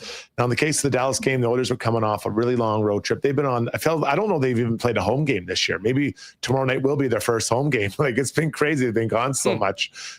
So, they were tired, and you just kind of come home and you just limp into that. But I think it's a good reminder / wake-up call that we have to play the right way. And I'll say it all night long, is that their defensive play was really bad. It was just lack of intensity, lack of desire, bad turnovers, forwards not taking their man, over back checking, D-man not picking up sticks in front. There was some poor goaltender play in there. So I think for a coach, when you see a game like that, you have the eyes and ears of your players. And I think Knobloch did a good job of kind of catching their attention, say, okay, guys, we have some practice dates here. Let's really get back to the standard we set for ourselves in previous seasons. So it's probably tough to sit there as a coach. It's like putting a blindfold on and a cigarette in your mouth. You're about to get executed, but at least you get the attention of your players 100%. One other thing I wanted to ask you about the internal workings of a team is when you have a group of forwards that are struggling as a unit. And right now, heading into tonight, the Winnipeg Jets are basically Mark Scheifele, Kyle Connor, and Gabriel Velarde. They are doing the entirety of the offensive scoring, and you've got 3 lines that are really struggling. And historically, you'd see a lot of teams that would have broken up that top line already and moved them off. But there is obviously a risk involved as well to do that, knowing that you might go from 1 line going to 0 lines going.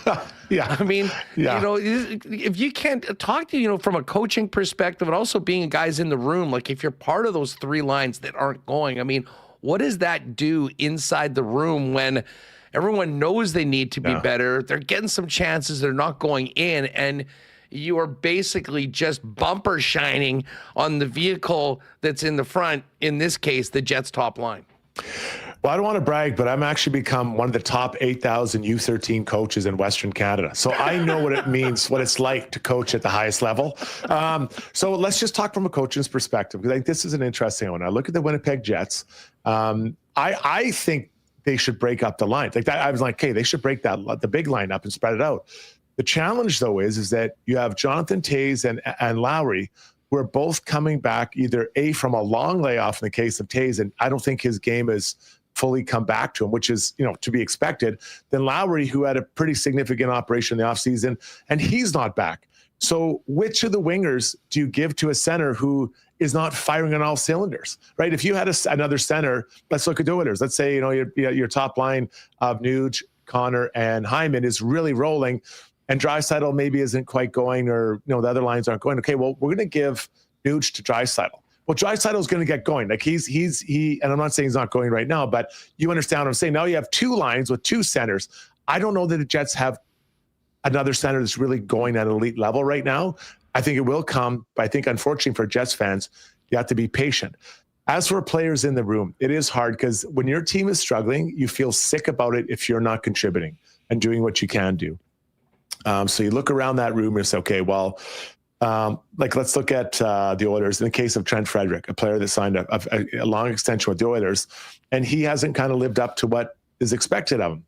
You can't just think, I'm going to come out and score a hat trick tonight. You look down at what are the hallmarks of my game when I'm playing well. In the case of Trent Frederick, it's skating way better than he has. Now, maybe his ankles still bother him. Maybe the conditioning wasn't there. But I'd work on both those things. You have skills coaches, you have strength coaches. But I got to get my feet moving way more than they're moving. Physicality, I've got to do that. And then emotionally get connected to the game. Those are three things that everyone can do, right? Get to the blue paint. So for Frederick, that's maybe where you start. And then your game builds from that. And I think too often players are like, I got to get a hat trick. I got to do all this. Wait, you're not playing well right now. It's not just things don't just happen for teams. So, from the coaching perspective on the individual, that's kind of how it goes. And then you can challenge your teammates sometimes, but sometimes, quite honestly, your teammate needs a hug. You need a hug. And you look at the case of Matty Savoy for the Oilers, who's played really well defensively and getting chances, snake bitten. Well, last night you could tell in that 5-on-3, they're looking for an opportunity to get the puck to him. And Henrique did, and Savoy scores. He now has 2 goals last night. And, moving into the Winnipeg Jets game, I'm not saying he's going to light it up, but now he's tasted what it's like to score again and 2 in one night. Struddy, talk to us about what this schedule does to the players. Like the game tomorrow night in Edmonton will be the Jets' 7th game in 11 nights. In 7 different cities, and they'll be playing on the back end of back-to-backs. They're in Winnipeg tonight and playing tomorrow. We know why it's happening, but right. What does that do to players playing, at the level that you need to compete every night in the National Hockey League? If I'm the Edmonton Oilers, I'm like, guys, let's come out and blow their doors off in the first 10 minutes. Doesn't mean it's going to be 5-0 after, but let them know that this isn't their night. And the way you do that is you're physical. You make their D-men turn. You make their D-men suffer. Like they feel like they're on roller skates, and there's just wave after wave after wave coming. So if Knobloch, is a good coach, and I think he is, that's the message he is for them. The Winnipeg Jets, I've been through that. And, I remember being on extended road trips and changing cities and literally waking up some mornings or from my afternoon nap and not even knowing what city I was in. And that's not because I was, a hangover drunk night, right? I was like, now I had some of those, but that wasn't this case. You'd wake up, you're like, we're in Dallas, or, where are we? And you're like, you don't even remember really coming in because it's tough. So it's the travel, but also for what I challenge was the time zone change, right? That makes a difference. So, an 8:00 game here, well, maybe that's a 7 o'clock in Vancouver. Maybe that's 9 o'clock out in Toronto, and you're just moving around. Your body doesn't know what's going on. You're trying to feed it food to keep it fueled. So it's really tough. And this year it's really, really difficult. The Oilers went through a really tough stretch, and they came home and laid an egg against Dallas. So, I think for the Jets, when you're in that situation, you try to fall back on just mature hockey. Don't kill yourself. Like, don't gift goals by turnovers. Goalies got to be, they don't have to win you games, but they can't lose you games either. And just, it's okay. Like if Winnipeg comes in here and said, you know what, we might only get 15 shots, but we're going to limit the Oilers' chances. We're going to try to win this sucker 1-0. Like they don't have to put a show on, but they can't get caught in a track meet because the legs just aren't there. The Oilers had a day off on Friday. Today, probably a morning skate tomorrow, and they will be licking their chops to come after the Jets. You know, I had a coach who one time said, you know what, 50% of the league doesn't care about your problems. The other 50% is glad you have them. And that's how the Oilers will feel about the Jets situation tomorrow. Well, speaking of licking chops, you know, we saw the Oilers get frustrated earlier in the week and getting shut out by the Minnesota Wild. And this Wallstedt, I mean, he's had 4 shutouts in his last 6 games. I mean, they just don't give up goals anymore. And obviously, Connor Hellebuck has frustrated the Edmonton Oilers more than once in the past. He's out right now, and you've got a rookie goalie playing his 3rd game in the National Hockey League, going up against a team that just scored 9 last night. Was that, like, what happened last night? Was this just a matter of finally the chances are going in, or have we seen the Oilers have a big uptick of their play that wasn't rewarded against Minnesota, and they seem to be on the right track? Because I will be honest, as a Jet fan, this scenario for tomorrow's game is almost the doomsday scenario. You know, it is, and you might be done after the first period. Like, there's an opportunity to maybe go to bed early for Jets fans, you know, if things don't go well. So 2 things happen, or 3 actually. I didn't like their defensive game last night. So I think for Jets fans, you know, if they play it right, the Oilers are going to give them opportunities if they play like they did last night.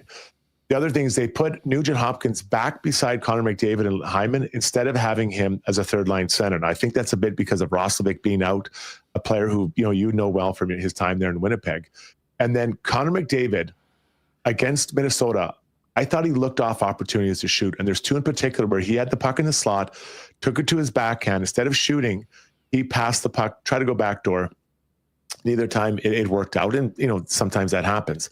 But I can tell you, when you're on a team with an elite player, you'll never think to yourself, man, I wish that guy would have passed the puck. You want that guy to shoot. You want him to shoot. So Connor went into the game last night with the mentality is I'm going to shoot. And we saw him score his first goal from above the top of the circles. He doesn't shoot from there. He likes to stick out of the puck in the net. He's so fast he can do that. But that to me was a really interesting development. So if he's playing tomorrow against the Jets, well, when he plays against the Jets tomorrow, I'll be interested to see if he can go for another 5 or 6 shots. He had 7 last night. And I'm not talking about shots from the blue paint. I'm talking about shots from distance.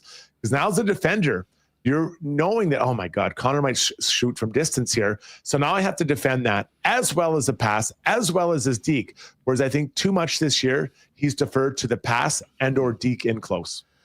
Just while we're talking McDavid, it's been kind of interesting to see the team's early struggles.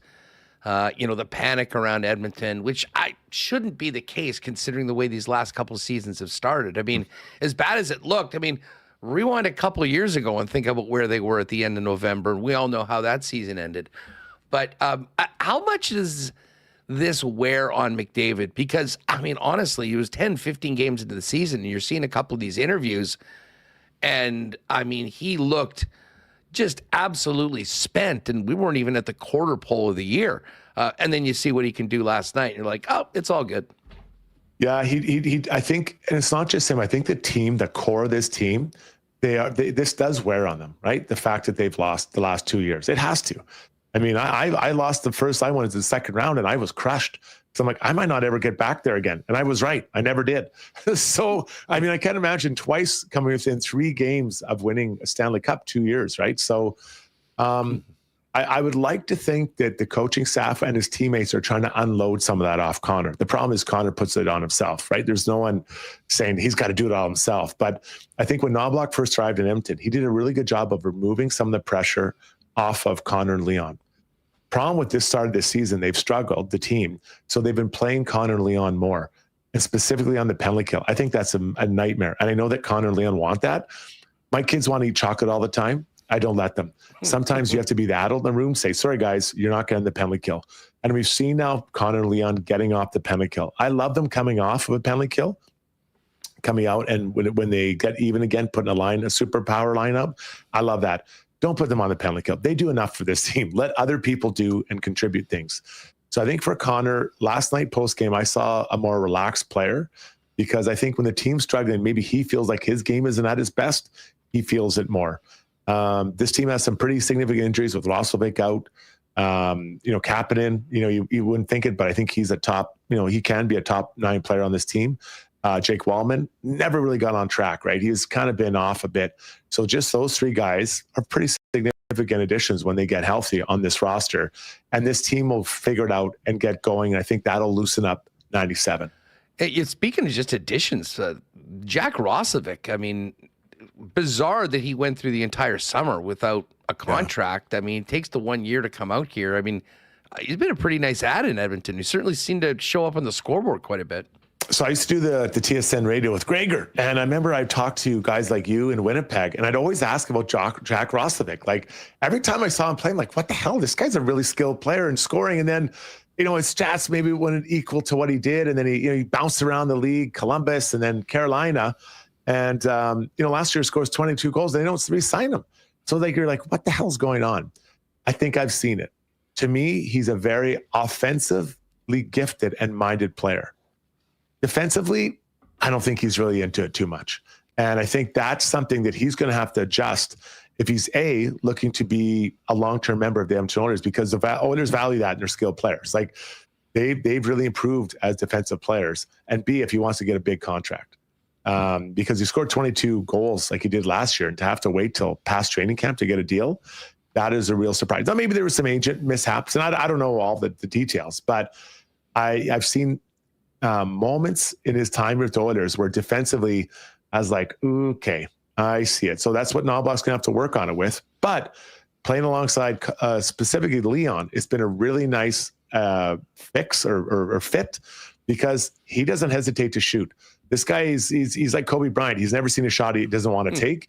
And that's okay, because again, when I'm playing defense against them, I think most people defer to Leon, so I'm cheating towards Leon. Now all of a sudden you got this guy. Who the hell is this guy, and why the hell is he shooting the puck instead of Leon?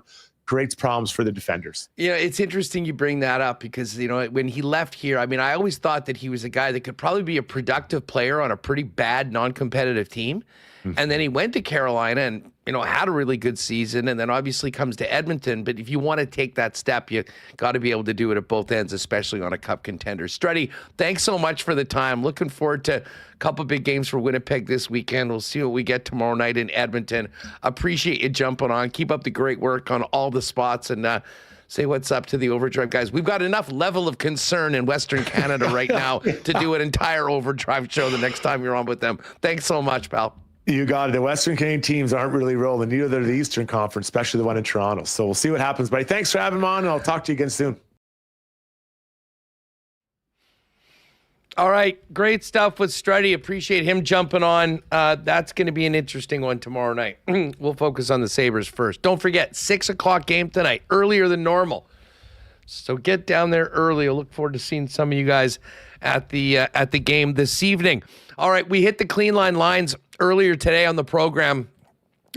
Wonderful support from our friends at Clean Line, who are big sponsors and supporters of your Winnipeg Jets and the official plumbing service of the Winnipeg Jets for all your residential and commercial plumbing, heating, and electrical needs. Make it Clean Line, a great local business that has been growing and thriving now for 40 years in the city.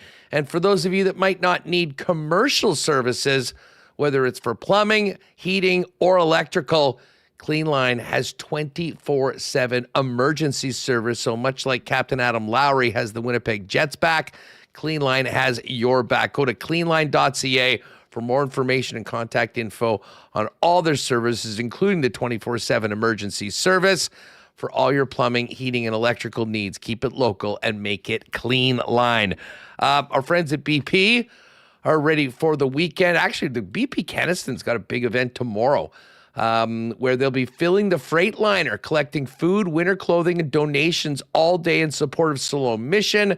They'll have games, prizes, and a chance to win 2 tickets for the Jets-Leafs game on January 17th. Get down to BP Keniston 11 to 5 tomorrow to fill the Freightliner. And don't forget, BP Keniston, we're going to be packing it for the WST Holiday Watch Party on December 17th. And during these holiday season, great deals right now on gift cards at BP. A free $10 promo card for every $50 BP gift card purchased. If you need a large gift card order for an office or staff, you get an additional 10% bonus on orders of $1,000 or more. Royal Sports is ready for the holidays, gang. Head on down to 750 Pembina Highway and take care of that whole Christmas list in one spot. The best in fan merchandise, Winnipeg Jets, Blue Bombers, NHL, NFL, Jays in Major League Baseball, Raptors in the NBA, Team Canada soccer gear for the upcoming World Cup and international soccer. Not to mention, great sale on right now on hockey sticks. Over $250,000 of stock on the floor, up to 50% off. Other great deals on hockey equipment. And when you're heading to Royal, don't just spend it all on the sports side of things. Take a look at the King's Skate, Snow, and Surf for the best in streetwear, shoes, Yeti. They've got a massive Yeti display with all sorts of cool gift ideas, all waiting for you at Royal Sports, 750 Pembina Highway. Keep an eye on their Instagram at Royal Sports Winnipeg for the latest merchandise drops and sale information. We're going to get into the NFL with Lee Hacksaw Hamilton. First, though, a big Friday cheers to our friends at Little Brown Jug, Winnipeg's favorite local brewery. You train day in and day out, learning new techniques, approaching new concepts, and living out the thrill of achieving your goals. Building a craft beer is no different. While you spend your hours on the ice, we spend ours here, brewing our trademark beer. Again, and again. Here's to pushing the status quo and challenging ourselves to build something memorable. 1919 by Little Brown Jug.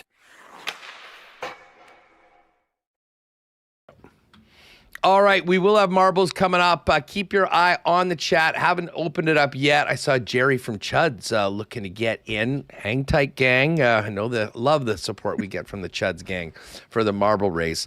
We'll open that up right away.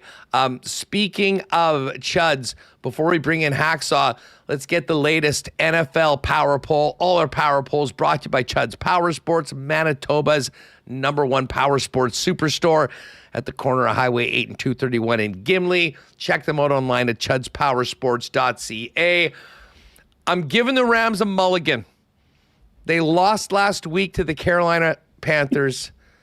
I still think they're the best team in the National Football League. We'll see what Hacksaw thinks about that. 9-3 for the Los Angeles Rams, playing in the toughest division in the NFL.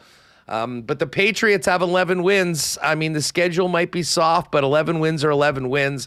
New England, the lone AFC team cracking the top 5 because the next 3 are all NFC teams. Green Bay, 8-3-1.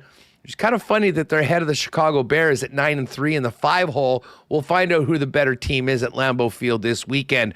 Green Bay at number 3. And in between the Packers and Bears, we've got the Seattle Seahawks, who are right there with the Rams in the uber competitive NFC West. There is your Chuds Power Sports Power Poll. Don't forget, WST winners, NFL Week 14 picks with myself, Pat, and Jake is up right now. Pat will join us in a couple minutes after Hacksaw before marbles. Let's welcome in Lee Hacksaw Hamilton from LeeHacksawHamilton.com. By the way, if you're with us live on YouTube, pinned tweet or pinned comment is the link to Hacksaw's newsletter at the top of the website. Make sure to go over there and get the best in info on a daily basis from Lee. Hacksaw, what's going on?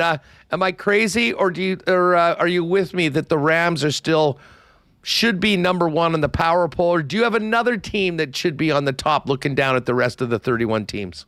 Now, Hustler, I think the Rams are there now. They cannot afford to have another misstep. That was a real stunner to lose to Carolina the way they did, because they'd not been turning the football over whatsoever. One that's missing from your name is another NFC team, and they're angry, and I think they're coming to the West Coast, and I think they're going to make a run here at the end of the upper echelon in your poll. I think the Philadelphia Eagles are better than they've shown at times. They've been so streaky, but they're coming off a bye week. So I think Philadelphia a week from today will probably be back in that poll there. But it is stunning. There's hardly anybody in the AFC outside of the paper tiger that is the New England Patriots. Well, Lee, they weren't on. I mean, it kind of looked like they took a bye. They got run all over by the Chicago Bears at home on Black Friday. That was one of the most shocking games I can remember in the NFL. A team like the Eagles with that defensive line and that defensive unit at home both the Bears running backs had like 130 yards. And I'm with you. Talent-wise, I mean, they're top 3 in the NFL. I don't think there's a doubt about it. And yet they have just seemed off for a good portion, even in their wins this year. Yeah, but I think there's an explanation for that. They've not been healthy in the offensive line, and they lost their best lineman, Lane Johnson, that right tackle. That's a chunk of cement. There's a big-time football player, and their center, Juergens, has been playing at half efficiency, and the right guard they had last year, Mekhi Becton, is not there. So that's 3 or 5 studs in the pillars in the offensive front aren't the same. And I've said this since the opening of the season back on Labor Day weekend when you and I chatted. You know, I don't understand what they did, the rationale to let so many guys go off a Super Bowl champion defense. They lost a couple of young guys to free agency who've gone other places and are starting. One of them's in New England, Milton Williams. They lost some guys in the secondary. Now, Howie Roseman turned around and made some significant acquisitions right at the trade deadline, and bingo, they started to play well again. But it's just not quite the same team, and they're not dominating statistically on offense like they have in the past. Jalen Hurts is having a good season. Saquon Barkley is not pounding the football, but that's a byproduct of what's happened in the offensive front. They are making plays down the field. So it's just not the complete team that raised the Super Bowl trophy at the end of last year. But we got 4 weeks to go, 5 weeks to go in some cases, and then obviously we got the entire playoff run. So they're dangerous. They're coming out here to the West Coast. It's one of the games we're going to talk about, but they're coming out here to the West Coast, and they're coming off a bye week, and they're angry. Yeah, Monday nighter against the LA Chargers coming up. By the way, while we're talking about this, let me put the why not question of the day for Not Autocorp at Waverly McGillivray out to the chat. Marbles are open, so put an exclamation mark marbles. But who, in your opinion, who's the number 1 team in the NFL right now? Is it the Rams? Is it somebody else? Let us know what you think. We'll get to fan feedback after we finish up with Hacksaw. A ton of great matchups on the docket. So coming up this weekend, we had a bit of a loser leaves town match last night in the NFC. I mean, it's probably going to take 11 wins to make the playoffs. When you look at the NFC North and the NFC West, Lee, the Detroit Lions survive, and the Dallas Cowboys take a devastating loss to their playoff hopes. What did you think of last night's game? I mean, it was wild. I expected it to be a shootout because Dallas's defense is really weak. Jared Goff had himself a really good game. So did Jahmyr Gibbs. And Dak Prescott is playing like an MVP. He's not getting a lot of help in some facets of their offense. I think one of the storylines, though, is the damage that came out of that game. CeeDee Lamb suffered a really significant concussion. You watch the video, how hard he came down, his head hit the turf. That's a big issue. You don't get over those things in 15 minutes. And Bruce Branch went down with a ruptured Achilles tendon, and he's kind of heart and soul in the back end of their secondary. So, I mean, it was a wild game. Hell, if they were still playing at this hour, it'd be 75-72. The next guy touches the ball might score. But Detroit had gone through some bumps in the road. Dallas has been up and down. Thank God for Dak. Otherwise, they'd have a terrible record, and their record's not very good right now. So there's a bit of a hole that they still have to dig out of. They're going to have to kind of find a way to run the table for Dallas's offense to get to postseason play. So it was electric, but losing Lamb is a real problem. And I'll tell you, the erratic performance person that George Pickens is will drive you crazy, because he gave up on routes last night. He got mugged. He quit. That's not a good sign. And he's a dynamic player. So Dallas they got some issues right now. Pickens is a head case. Probably top 3 most talented receiver in the league. I don't know if you saw Richard Sherman just ripped him after the game for being disengaged and not given 100% in a game that his team needed him. Lee, the slate of games this weekend, I mean, listen, there's some dogs. I mean, I don't expect many people to be taking time out of their Sunday to tune in for Cleveland, Tennessee. But the Sunday nighter, another loser leaves town, Texans and Chiefs. Both teams trying to keep their playoff hopes alive. Huge AFC South matchup between the Colts and Jags. You've got Steelers Ravens at the top of the NFC or the AFC North. Bears Packers for the NFC North, the lead.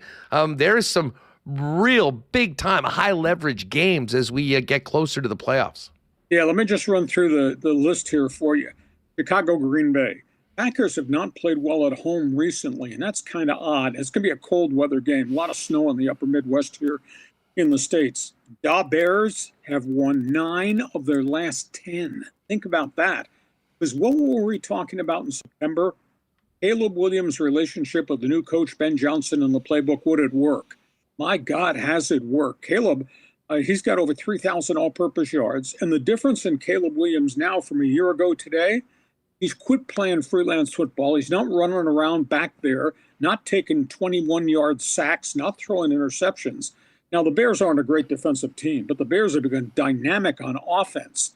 And in addition to Caleb, they got 3 receivers averaging 13 yards or more per catch. So Chicago offensively is really scary. And on the other sideline at Lambeau Field, Jordan Love's had a really good season. I think he's got 19 touchdowns, maybe 3 interceptions.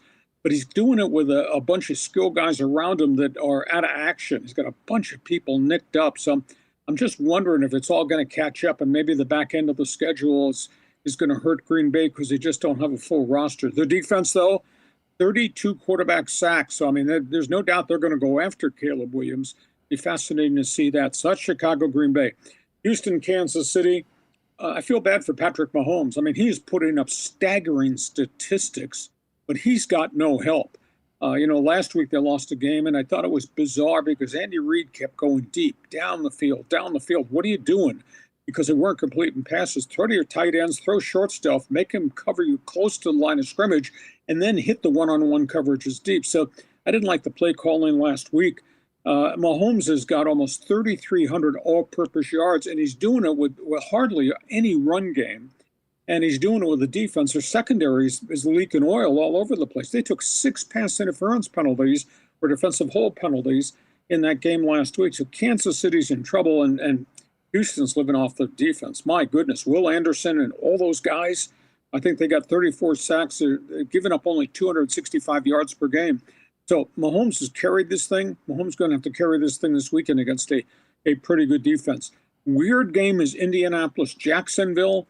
The Colts have lost 3 of their last 4. Daniel Jones at this juncture doesn't look like the Daniel Jones we saw the first half of the season.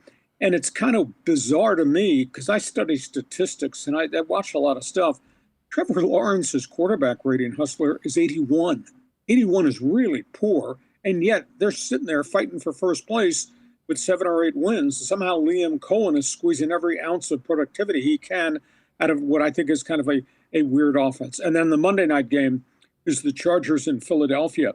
And normally would say, I cannot wait to see Jalen Hurts versus Justin Herbert. But the storyline is the injury list. Justin Herbert had surgery on Monday for a fracture in his left hand. He's going to play with a cast on it. There's a fractured bone in there. It's going to limit what he can do under center. They might become a lifetime shotgun team. It may be when they go to close line of scrimmage games, 4th and 1, goal line offense. Trey Lance may be the quarterback instead of Justin Herbert. And Philadelphia just lost Jalen Carter, that cement block of a defensive tackle. He has been sidelined for at least 2 weeks. He's gotten some injections in ailing shoulders. So their defense, which has been shaky, is not going to have one of the power defensive tackles in there. But there's no doubt that if Herbert can throw the football, the Chargers will be in the game. And there's no doubt those receivers, those top 2 wide receivers in Philadelphia, A.J. Brown, Devontae Smith, got 118 catches between him, and the tight end catches everything. So they're going to do some damage against the Chargers. So there's some really kind of cool games to watch. But a whole bunch of teams with some problem points too. Hey, Hacksaw, we just got a minute or 2 left, but quickly, give us the latest on what's happening in Pittsburgh with the future of Mike Tomlin and Pete Carroll in this miserable season for the Raiders. Is he in it for the long haul? Okay, I'll just give you a quick headline. Let's start in Kansas City, your team. Andy Reid is defiant. Andy Reid got into it with the media this week. First time I've ever seen him act like that. And he says, I'm going to fix this thing. And he's making reference to his troubled offensive line. He's got 3 tackles out. I'm going to fix this thing. No running game. I'm going to fix this thing. My secondary is leaking oil. Wow. Andy Reid was really upset at the criticisms. That's item 1. Pete Carroll says life in the NFL is about a challenge. My goodness, what a challenge he's got. I mean, he's got no offensive line. Quarterback is getting killed. The star running back can't get loose for busting off big plays. And outside of Max Crosby, nobody's playing defense. That thing is miserable in Las Vegas. They're 2-10, might not win a game the rest of the season, and people are coming out of the woodwork critiquing him. And it's not Pete Carroll's fault. It's what he inherited. Here's a number for you. Write this number down. Since 2002, the Raiders' composite record, Hustler, is 130 wins and 237 defeats. That's since 2002. And the only constant is Mark Davis, the owner. And the fans started booing last week. The Raider Nation loves the brand, loves the shield. Raider Nation ought to hold up signs, sell the damn team. That's terrible. And Antonio Pierce, the fired head coach, just went public on his own podcast this week and says this is a miserable situation and they need new ownership there in Vegas. So keep an eye on that storyline. And then Pittsburgh, the fans booed. They booed Tomlin. They booed the quarterbacking, including Aaron Rodgers, and then obviously the replacement. They just don't. It's an organizational problem in terms of what they're trying to run offensively and not getting players to run a modern-day NFL offense. They're still running it like it's Chuck Noll, Bill Cowher, power football, and play defense, and everybody else is going down the field. So I don't think Tomlin's going to quit, but there seems to be a lot of public pressure, including Ben Roethlisberger saying this week they need a change. There is a lot of public pressure that maybe the Steelers need to make a change there in leadership. And if Mike Tomlin stepped aside, they wouldn't fire him, but they bought him out. If he stepped aside, he'd be hired in 15 minutes by somebody else, but they need to do something different there. Saw great stuff. Hey, we've got the link up at the top of the chat right now to subscribe to the newsletter. Let people know what'll be in the inbox if they sign up. Obviously, totally free. Well, if you sign up, just there's an orange box right on my homepage on my website for the O Canada Network. If you sign up, you'll get 2 emails a day. You get 2 newsletters a day, Monday through Friday. We write an absolute ton of stuff. And it'll give you 5 minutes of fun to read and my opinion pieces, etc. It's just a little bit different. And of course, you can sample because I do get people that come into my fans forum chat box from the old Canada Network, sample my podcast. Just go to Lee Hacksaw Hamilton on YouTube for that. Enjoy the ball this weekend. It's a big one in the NFL, Saw, and we'll look forward to talking to you next week. Thanks as always. 1919s to you. Thanks, man. Good stuff. There's Lee Hacksaw Hamilton. And of course, check out and subscribe to the YouTube channel and that sign up for the newsletter. With that, you don't even have to search for it. It just comes right into your inbox. All right, let's do some quick fan feedback for fansfirst.ca, your number one spot for buying and selling Winnipeg tickets on the resale market, where what you see is what you pay, no added fees. We've had, I asked, who should be the number one team in the NFL right now. See some support from the Rams. The Patriot fans are showing their confidence in the team. 11-1 on the bye this week. I mean, they're in a great spot. What a job Mike Vrabel has done. I saw a couple of how about them Cowboys. I'm not sure whether that was serious or not. And I do see some support from the Green Bay Packers as well. Keep them coming in. And as they say, Fridays we get to the NFL Power Poll. We'll see whether the Rams can bounce back from that very unexpected loss to Carolina. They got the Arizona Cardinals this week. Coming up, we did this morning, our WST winners, myself, Pat, and Jake. Pat's going to jump on in just a minute. But again, Marbles is open right now. I'm going to hit you a couple of the Coolbet lines just before we bring Pat in. And then as soon as we're done with Patty, we will get right into the marble race for today. Busy night, relatively busy night in the National Hockey League. Vegas, -130 favorites in New Jersey. The Jets are a -125 favorite at home. Buffalo Sabres, Buffalo's +106. Dallas, a huge -378 favorite against the Sharks. The Utah Mammoth, -130 favorites in Vancouver against the Canucks, who are +110 at home. And the Washington Capitals, who have been steamrolling their way through the NHL recently and this California trip, finish it up in Anaheim against the Ducks. Caps -139 and Anaheim +118. We've also got a full slate of NFL action. We got the picks coming up that are available right now at WST Winners. Sounds like Jaden Daniels and JJ McCarthy are both good to go. Commanders now a 1-point favorite with the Jaden Daniels news. The Colts and Jags have a big match for the top spot in the AFC South. Indy's a -1.5-point favorite. Bears and Packers at Lambeau. Green Bay right now, a 6.5-point favorite over the Bears. And then the big one, Sunday night, Texans and Chiefs.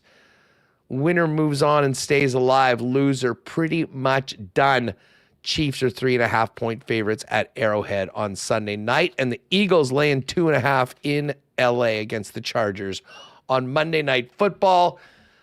Of course, hit coolbet.com. If you haven't played there before, use the promo code WST for a 100% bonus up to $200 on your first deposit. We'll also have all of our parlays from the show today up in the combo cards and the exclusives. Now, speaking of that, let's bring in our pal Pat Gregoire for a quick check-in and for more details on the Costa Rica poker contest with the first chance to qualify for the Jan 12 final coming up on Wednesday. All right, we've got a lot of exciting stuff going on with our pals at Coolbet. Check out WST Winners. It's on the channel from this morning with our picks for Week 14 in the NFL. Let's bring in the man himself. Getting ready for some lax coverage for TSN out in Halifax. Patty G joins us. What's going on, boss? Doing good, man. Just came back from morning shoot-around in Halifax. We've got Oshawa and Halifax tonight on TSN. 5 p.m. Central. It's an early one, obviously, being on the Atlantic coast here, but excited for that. But as always, I've got my mind on lax. I've got my mind on the NFL as well. Big week of games coming up. We had a crazy game last night. And as always, a little bit of our mind on poker as well, which I'm sure we'll get to in a little bit. Well, we definitely have a lot of our mind on poker, a lot of WSTers. We'll get to it. But just quickly, NLL season back on right now. And you mentioned Oshawa, a bit of a change in the league. We got a new team. And you're the most locked in lax guy I know. And that's why you can see the well-dressed Pat Gregoire doing color for these games all season long on TSN. Yeah, so the Albany Firewolves moved to Oshawa. It was kind of a last-minute type of move, but they move up to Oshawa. They're playing out of the Tribute Community Center, the same arena that the Oshawa Generals play in, the house that JT built, as they like to say. But first game last week, sold-out crowd, absolutely packed to the gills. Oshawa knocked off the Toronto Rock, becoming a pretty awesome rivalry. Both teams kind of taking shots at each other, trying to claim who the real GTA team is, because if you didn't know, the Toronto Rock don't play out of Toronto anymore. They're playing out of Hamilton. So the turf war has begun. It's great for the league to have that rivalry, to build things up, get more eyeballs on it. And let's be honest, I know you folks out in Winnipeg have no problem hating a Toronto team. So it's the same thing in the lacrosse world. If you're not from Toronto, the Rock are probably the team you hate the most, maybe with the exception of Buffalo. But that's just because they're the best team in the league and have won 3 straight NLL Cups. I mean, hell, the people in Hamilton might hate them because they're called Toronto and yet playing in Hamilton. Hey, listen, just before we talk about the big promo that's the contest that's starting next week with our poker tourney, do we write the Cowboys off after last night? I mean, the Detroit Lions live to see another day. Just a massive, massive win in a game that, like Sunday's game, which we talked about on winners between the Texans and the Chiefs, kind of felt like loser leaves town when it comes to the playoffs, just because of how many wins the teams in the wild card spot have right now. Yeah, I think you can put a fork in the Cowboys. That was a must win for both sides. Probably the easiest over bet I think we've had all season long was the total 53.5. The Lions, I think it was 54.5, straight up CFL number. Still, it didn't matter to me. I hammered that over, and it was probably the easiest bet of the year. Although at points in that first quarter, it looked like, oh geez, we might not get this thing, but that one flew over. I think the Cowboys are done. You mentioned it. Just too many teams log jammed on that side of the conference in the wild card. Yes, the Lions win that game, but I'll be honest, I don't feel great about this team going forward when it comes to playoff football, especially, outside. I've coined them the indoor cats for the last couple of years. Yeah, they can put up big numbers, when they're at home. The defense is concerning. It is very concerning. And we've seen what happens when this team goes up against a legitimate defense. That offense does tend to slow down. I just think there's a lot of better teams in that conference. I just don't have a lot of faith in them. They'll make the playoffs, Huss. Maybe they win a round, but I don't see this team going deep. You know, it's I guess if Jahmyr Gibbs wants to score 3 touchdowns every week, he'll give him a chance. But there's still lots of work right now. But the Lions get to 8-5. They'll have the weekend off, and we'll look to they'll have to keep going, considering what you're seeing. I mean, they're still third in their own division, and you've got 3 teams in the NFC West that are already sitting on 9 wins before they even play their next game. But Patty, I mentioned it the last couple days on the show. We are fired up to take the poker to the next level, and the Coolbet team will include our 3-time champion Jeff Hamilton, myself, but we have set up a contest and 3 tourneys over the course of the next month to qualify and win a trip to the Costa Rica Poker Open with Coolbet.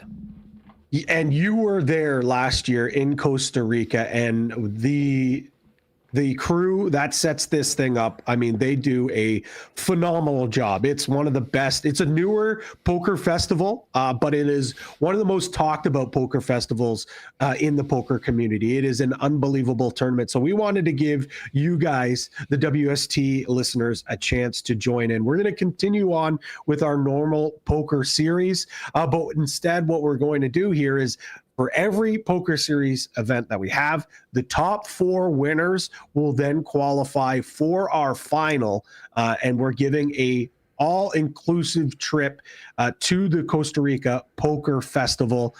Your flights, your hotel, your stay, your buy-in to your tournament, you name it. It will get you that access there. But if you want to get in, the first one starts this Wednesday, December the 10th. It's our usual buy-in, $30 roughly Canadian, depending on what the conversion rate's looking at. It's a $20 euro buy-in. The same rules, the same bounties on the heads of you 3 as well. But the big prize is that the top 4 will advance to that final. And hey, we know the hammer has been on an absolute heater. Let's say he finishes in that top 4. Let's say Huss, you or Reem, you guys finish in the top 4. We'll then take the next one below. So the top 4 non-Huss, Hammer, or Remus contestants will get a buy-in to that final. Yeah, and I can tell you, folks, the week down there was amazing. Hopefully I can hit some more picks from the pool this year, because I did have a nice week last week firing out those picks. But you'll head out there on Monday. Just so you know, I mean, for planning purposes, this event goes from the 26th of January when you'd leave until the following Monday. We'll get there. You'll get set up in the Sheraton Hotel San Jose. The facility where the tournament is happening is right there, so it's super convenient.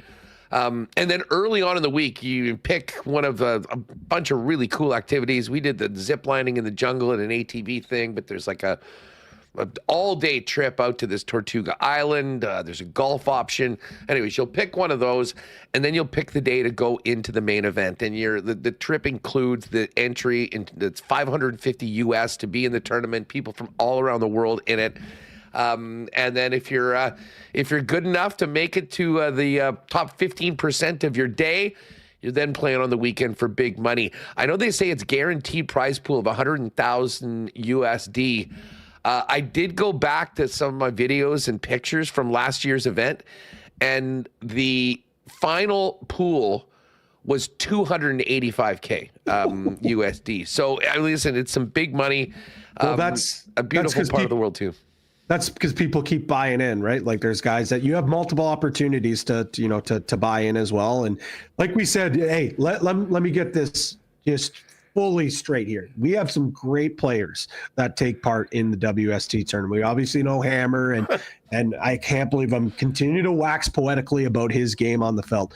But this is a legitimate tournament. There's some great players, but what the great thing is about this tournament is there's a lot of casual players that go into this event, and there's so much other stuff that's going on throughout the entire week. Like you said, Huss, it is a festival. It's not just a tournament. That's why they call it the Costa Rica Poker Festival. It's a celebration. It's awesome. People from all over the world, and you'll get an opportunity to meet some other cool bettors from across the planet as well. So it's not just Canada.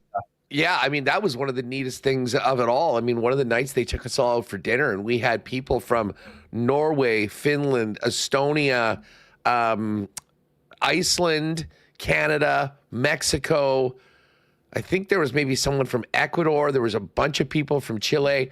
And it was, and I don't think I need to sell anybody in Winnipeg about getting the hell out of town for a week at the end of January to go down to Costa Rica. So Remove if you can. Throw up the dates again. People, mark these down. 8 p.m. starts. We're doing our regular tournament on Wednesday, the 10th.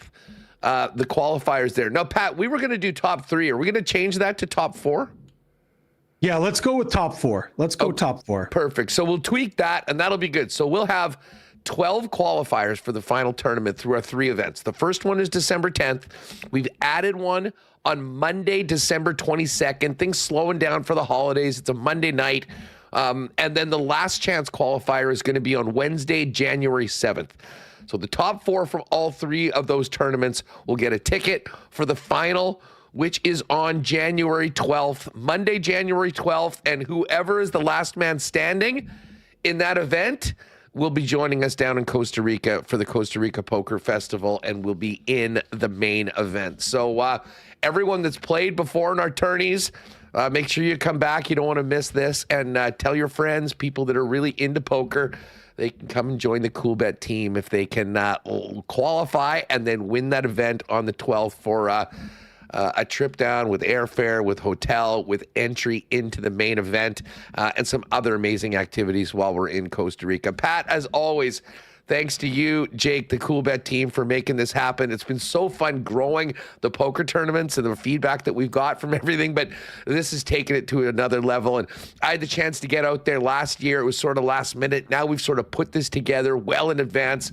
giving people plenty of notice as to when to play with us for the chance to win, and hopefully come back with a fat bag that you might even have to declare coming back into the country after a big one. Patty, thanks for everything. And folks, if you haven't already, after the show, before you make your picks this weekend, go to the YouTube channel or the podcast feed, WST winners, our picks against the spread, some props, touchdown scores, and of course, all the parlays that we've cooked up in the combo cards, in the exclusives at coolbet.com. Patty, have a great call on the locks tonight.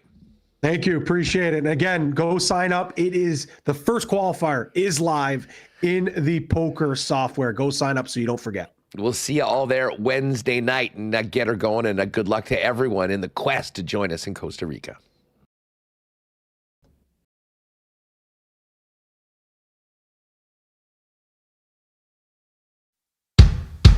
It's Friday, another week of work's gone by.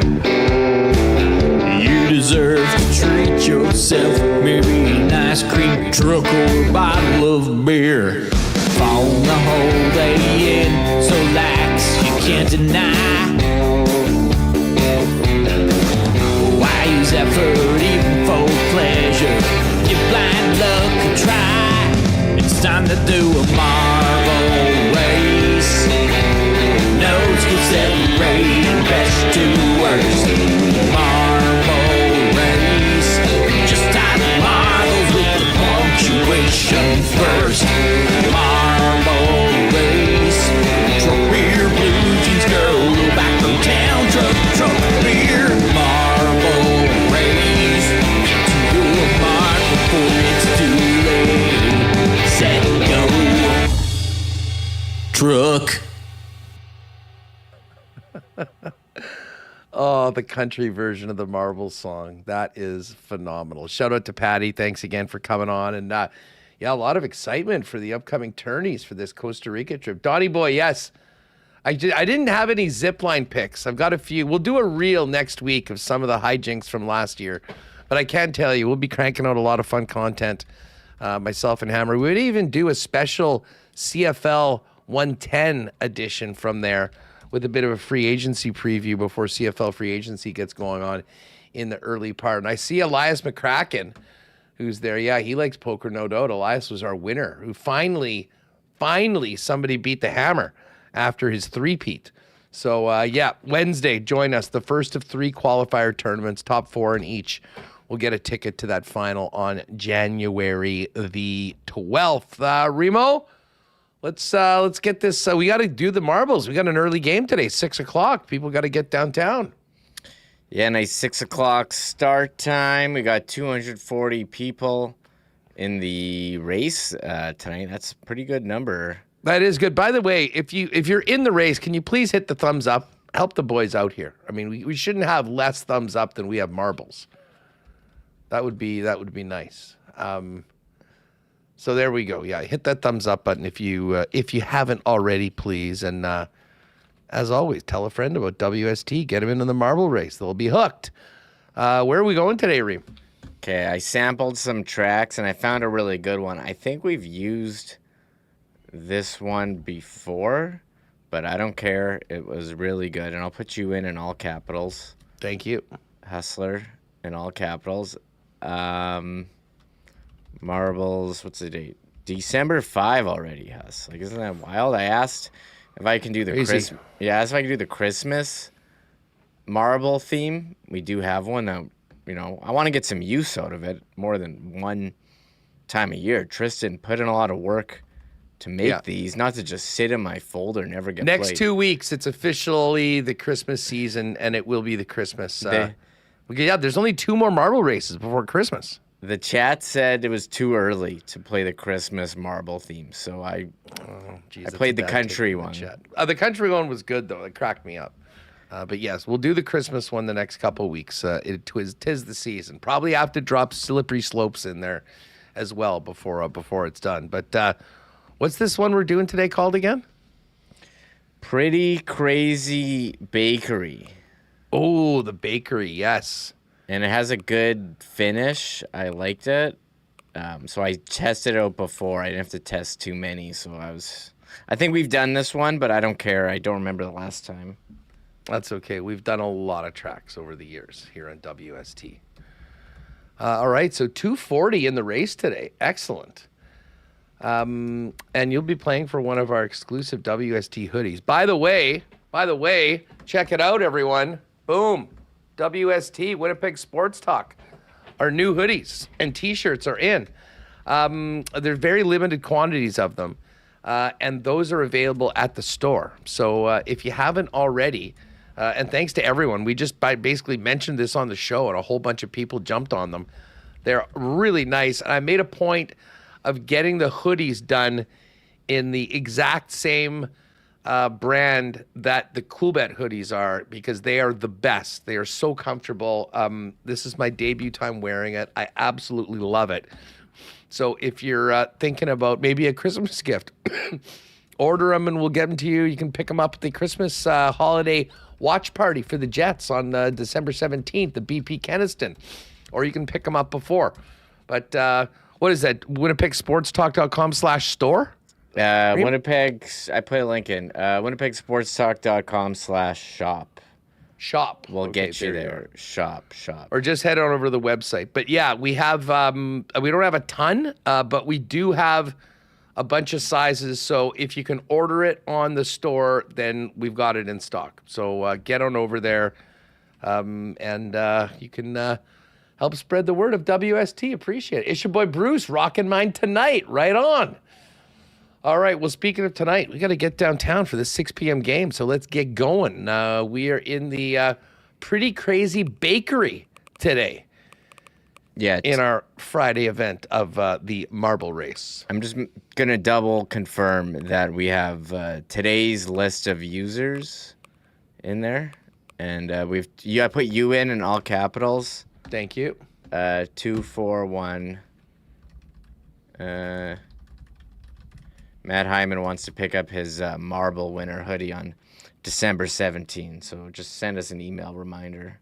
Yeah, I'm not sure that you actually won the marble race, Hyman. Here, we'll have to check. You'll have to check the records. Yeah. Yeah. All right, here we go. Oh yeah, this is the massive cookie to start it all off. Big race today, folks. 241 in the hopper. Good luck to all of you. And good luck to the Jets tonight. My God, we need a win, and I don't even want to think about tomorrow night against the Oilers, the 9 p.m. start. But positive vibes only for tonight's game. Let's see if they can get one back on the Buffalo Sabres, considering what happened on Monday. We are off. Massive cookie funnel to start today's race. Going from one cookie into another. The big square pan Candace in first, Running Man. But basically the entire race is all right beside each other. Wayne Gretzky, all caps Kyle. We got a few people getting thrown up and thrown out over the top rope. A few bombs in the bakery so far. Running Man with a nice start. Couple more eliminations early on, but it's Running Man and Ernie Waldner and Wayne Gretzky all looking pretty good early on. Running Man and Ernie head to head right now. They're going on one side. Jen Cool repping the EST over on the other side of it right now. We're coming through. Ernie Waldner with the slightest of leads over Running Man coming from the bottom. Jen Cool in third into the heart at the top. Well, we just had WST Maddie get what was going to be a elimination. We've got two that have actually come in. Krugs and WST Maddie now in the front. Krugs jumped on one of those grenades and it hit him forward. WST Maddie's... Oh, Krugs just got eliminated. I don't know what happened there. He's gone, though. He is gone. WST Maddie's now in first, and the rest of the group that was before are now in front. Oh, Stem has entered the chat. But Running Man's back in first. Stem and Ernie Waldner, who had been great. Duck Dad in the mix as well. Could this be the day we get our first ever EST winner? It's bound to happen sooner or later. We've got a lot of Edmonton Sports Talk listeners that jump in on Friday afternoons for the race. Right now, Running Man, Stem, Ernie Waldner, Drew Doughty has entered the chat as well. Coming up on the other side, coming out into this next stretch, Running Man and Duck Dad. Wouldn't that be something? Justice for the Lock Shop. Hashtag Duck Dad would be, but it's Running Man right now. Running Man at the bottom, Duck Dad coming up over the top. And now we're going to get into this this spinning orb where sometimes you can come out quickly, sometimes it takes a while. But if you're first out, you'll have a very good chance of being the first one into this pail, the cookie pail, if you will. All right, who's coming up first? Whoa! Running Man is going to be the winner. Wow. V-ball coach Mike. Who is that just about won it and then got shot back? You know what? This, now I remember this track. Whoever is first hits, there's a bit of a grenade there at the end because Danielle Roy, that was the one. She's the Eagles fan, and that was the week the Chiefs were playing the Eagles. She thought that I planted it there to prevent her from winning. She did end up winning a few weeks later. Shout out to her to do all that. You got to have perseverance to win the marble race, as we've seen before. Nice work, Running Man. Gets it done. V-ball coach Mike. Bingo Bango third. Bozeman fourth. Wow. Boozer, nicely done. Alan Hayes fifth. Thrylos 30. Drew Doughty in fourth. Candace Seimer. And Dermot, the Derminator from Chud's Power Sports. A top 10 finish. The Chud's gang's done well. Mr. V-Dub won it a few weeks ago. But the Derminator hitting us with the top 10 finish. Great work by Derminator. All right, let's get to the results. We just went through the top 10. Moving down, Exo Fog, Rob Mahoney. There's Duck Daddy, finished 13. Stem, Yakman. You can keep on rolling down here, Reem. The 55-yard line in 22nd. Mary Jane in 23rd. Remo, can you scroll down? Michael, are you still there? Hello? He may have had an issue with his computer. I'm here. Sorry, let's go down the list. Yeah. Okay, thank you. Welcome back to the show. Here we go. There's Amanda. WST Maddie had a nice run. I see Darth Skater in the mix. Wayne Gretzky, top 50. Rip City Step. Shout out to the Lock Shoppers. 57 for me. Not too bad. Not too bad. I'll take it. Tristan Rivers Music. What's up, Tristan? There's Jam Bust 87, No Frills Dino, Greg M, Cupid, Emit Apparel. What's up, Emit? There's Amy Weeb. Amy, thanks for subscribing to the channel. Appreciate that support. Kiss. And then there we have the final few in, and then everybody else. A lot of marbles didn't make the finish line today. There's Schnitzy. What's up, Schnitzy? Matt Hyman. Matt Hyman did not win today. I'll tell you that much. So there is our list. Look for yourself if you need. And congratulations again to Running Man, V-Ball Coach Mike, Bozeman in 4th. Wow. Bingo Bango, contender a few times. And then how about the Derminator popping in 10th for today. A lot of angst this week, but some good shows, Reem. And I know Monday will be a big one. We'll have the full weekend for the Jets to talk about. Massive weekend in the NFL. And we'll look forward to digging in a little deeper into Canada's group for the World Cup and everything else that we learned today from the World Cup draw. What is the group of death? What's Canada's path if they make it through their group? All of that on Monday's show. Huge thanks to all of our sponsors that make WST happen each and every day. Particularly Pat Gregoire. Looking forward to getting that first qualifier tourney going on at our regularly scheduled WST Poker Night next Wednesday, December 10th, 22nd in December, and Jan 7, your other 2 days to qualify for the Jan 12th final. And join us down in Costa Rica for the Costa Rica Poker Open. Folks, that is going to do it for us. Thanks to Michael Remis for getting us through the day. Lee Hacksaw Hamilton, Pat Gregoire, Jason Strudwick. That was a lot of fun having Struddy on the program.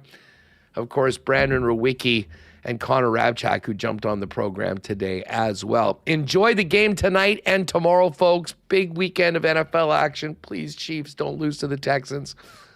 One way or the other, we'll be back to break it all down for you on Monday and kick off a new week of Winnipeg Sports Talk. Don't forget, Prospect special is up on the channel right now from Connor. WST winners for week 14 with myself, Pat, and Jake up on the channel. And make sure to tune in and join Connor and Liz 9 a.m. on WST Sunday Live. And Remo and I will see you Monday, 1 p.m. right here on Winnipeg Sports Talk. Have a great weekend. Oh, my God. Oh! Shut it down. Let's go home. Thanks for tuning in to Winnipeg Sports Talk Daily. Make sure to subscribe on YouTube and your favorite podcast feed at winnipegsportstalk.com.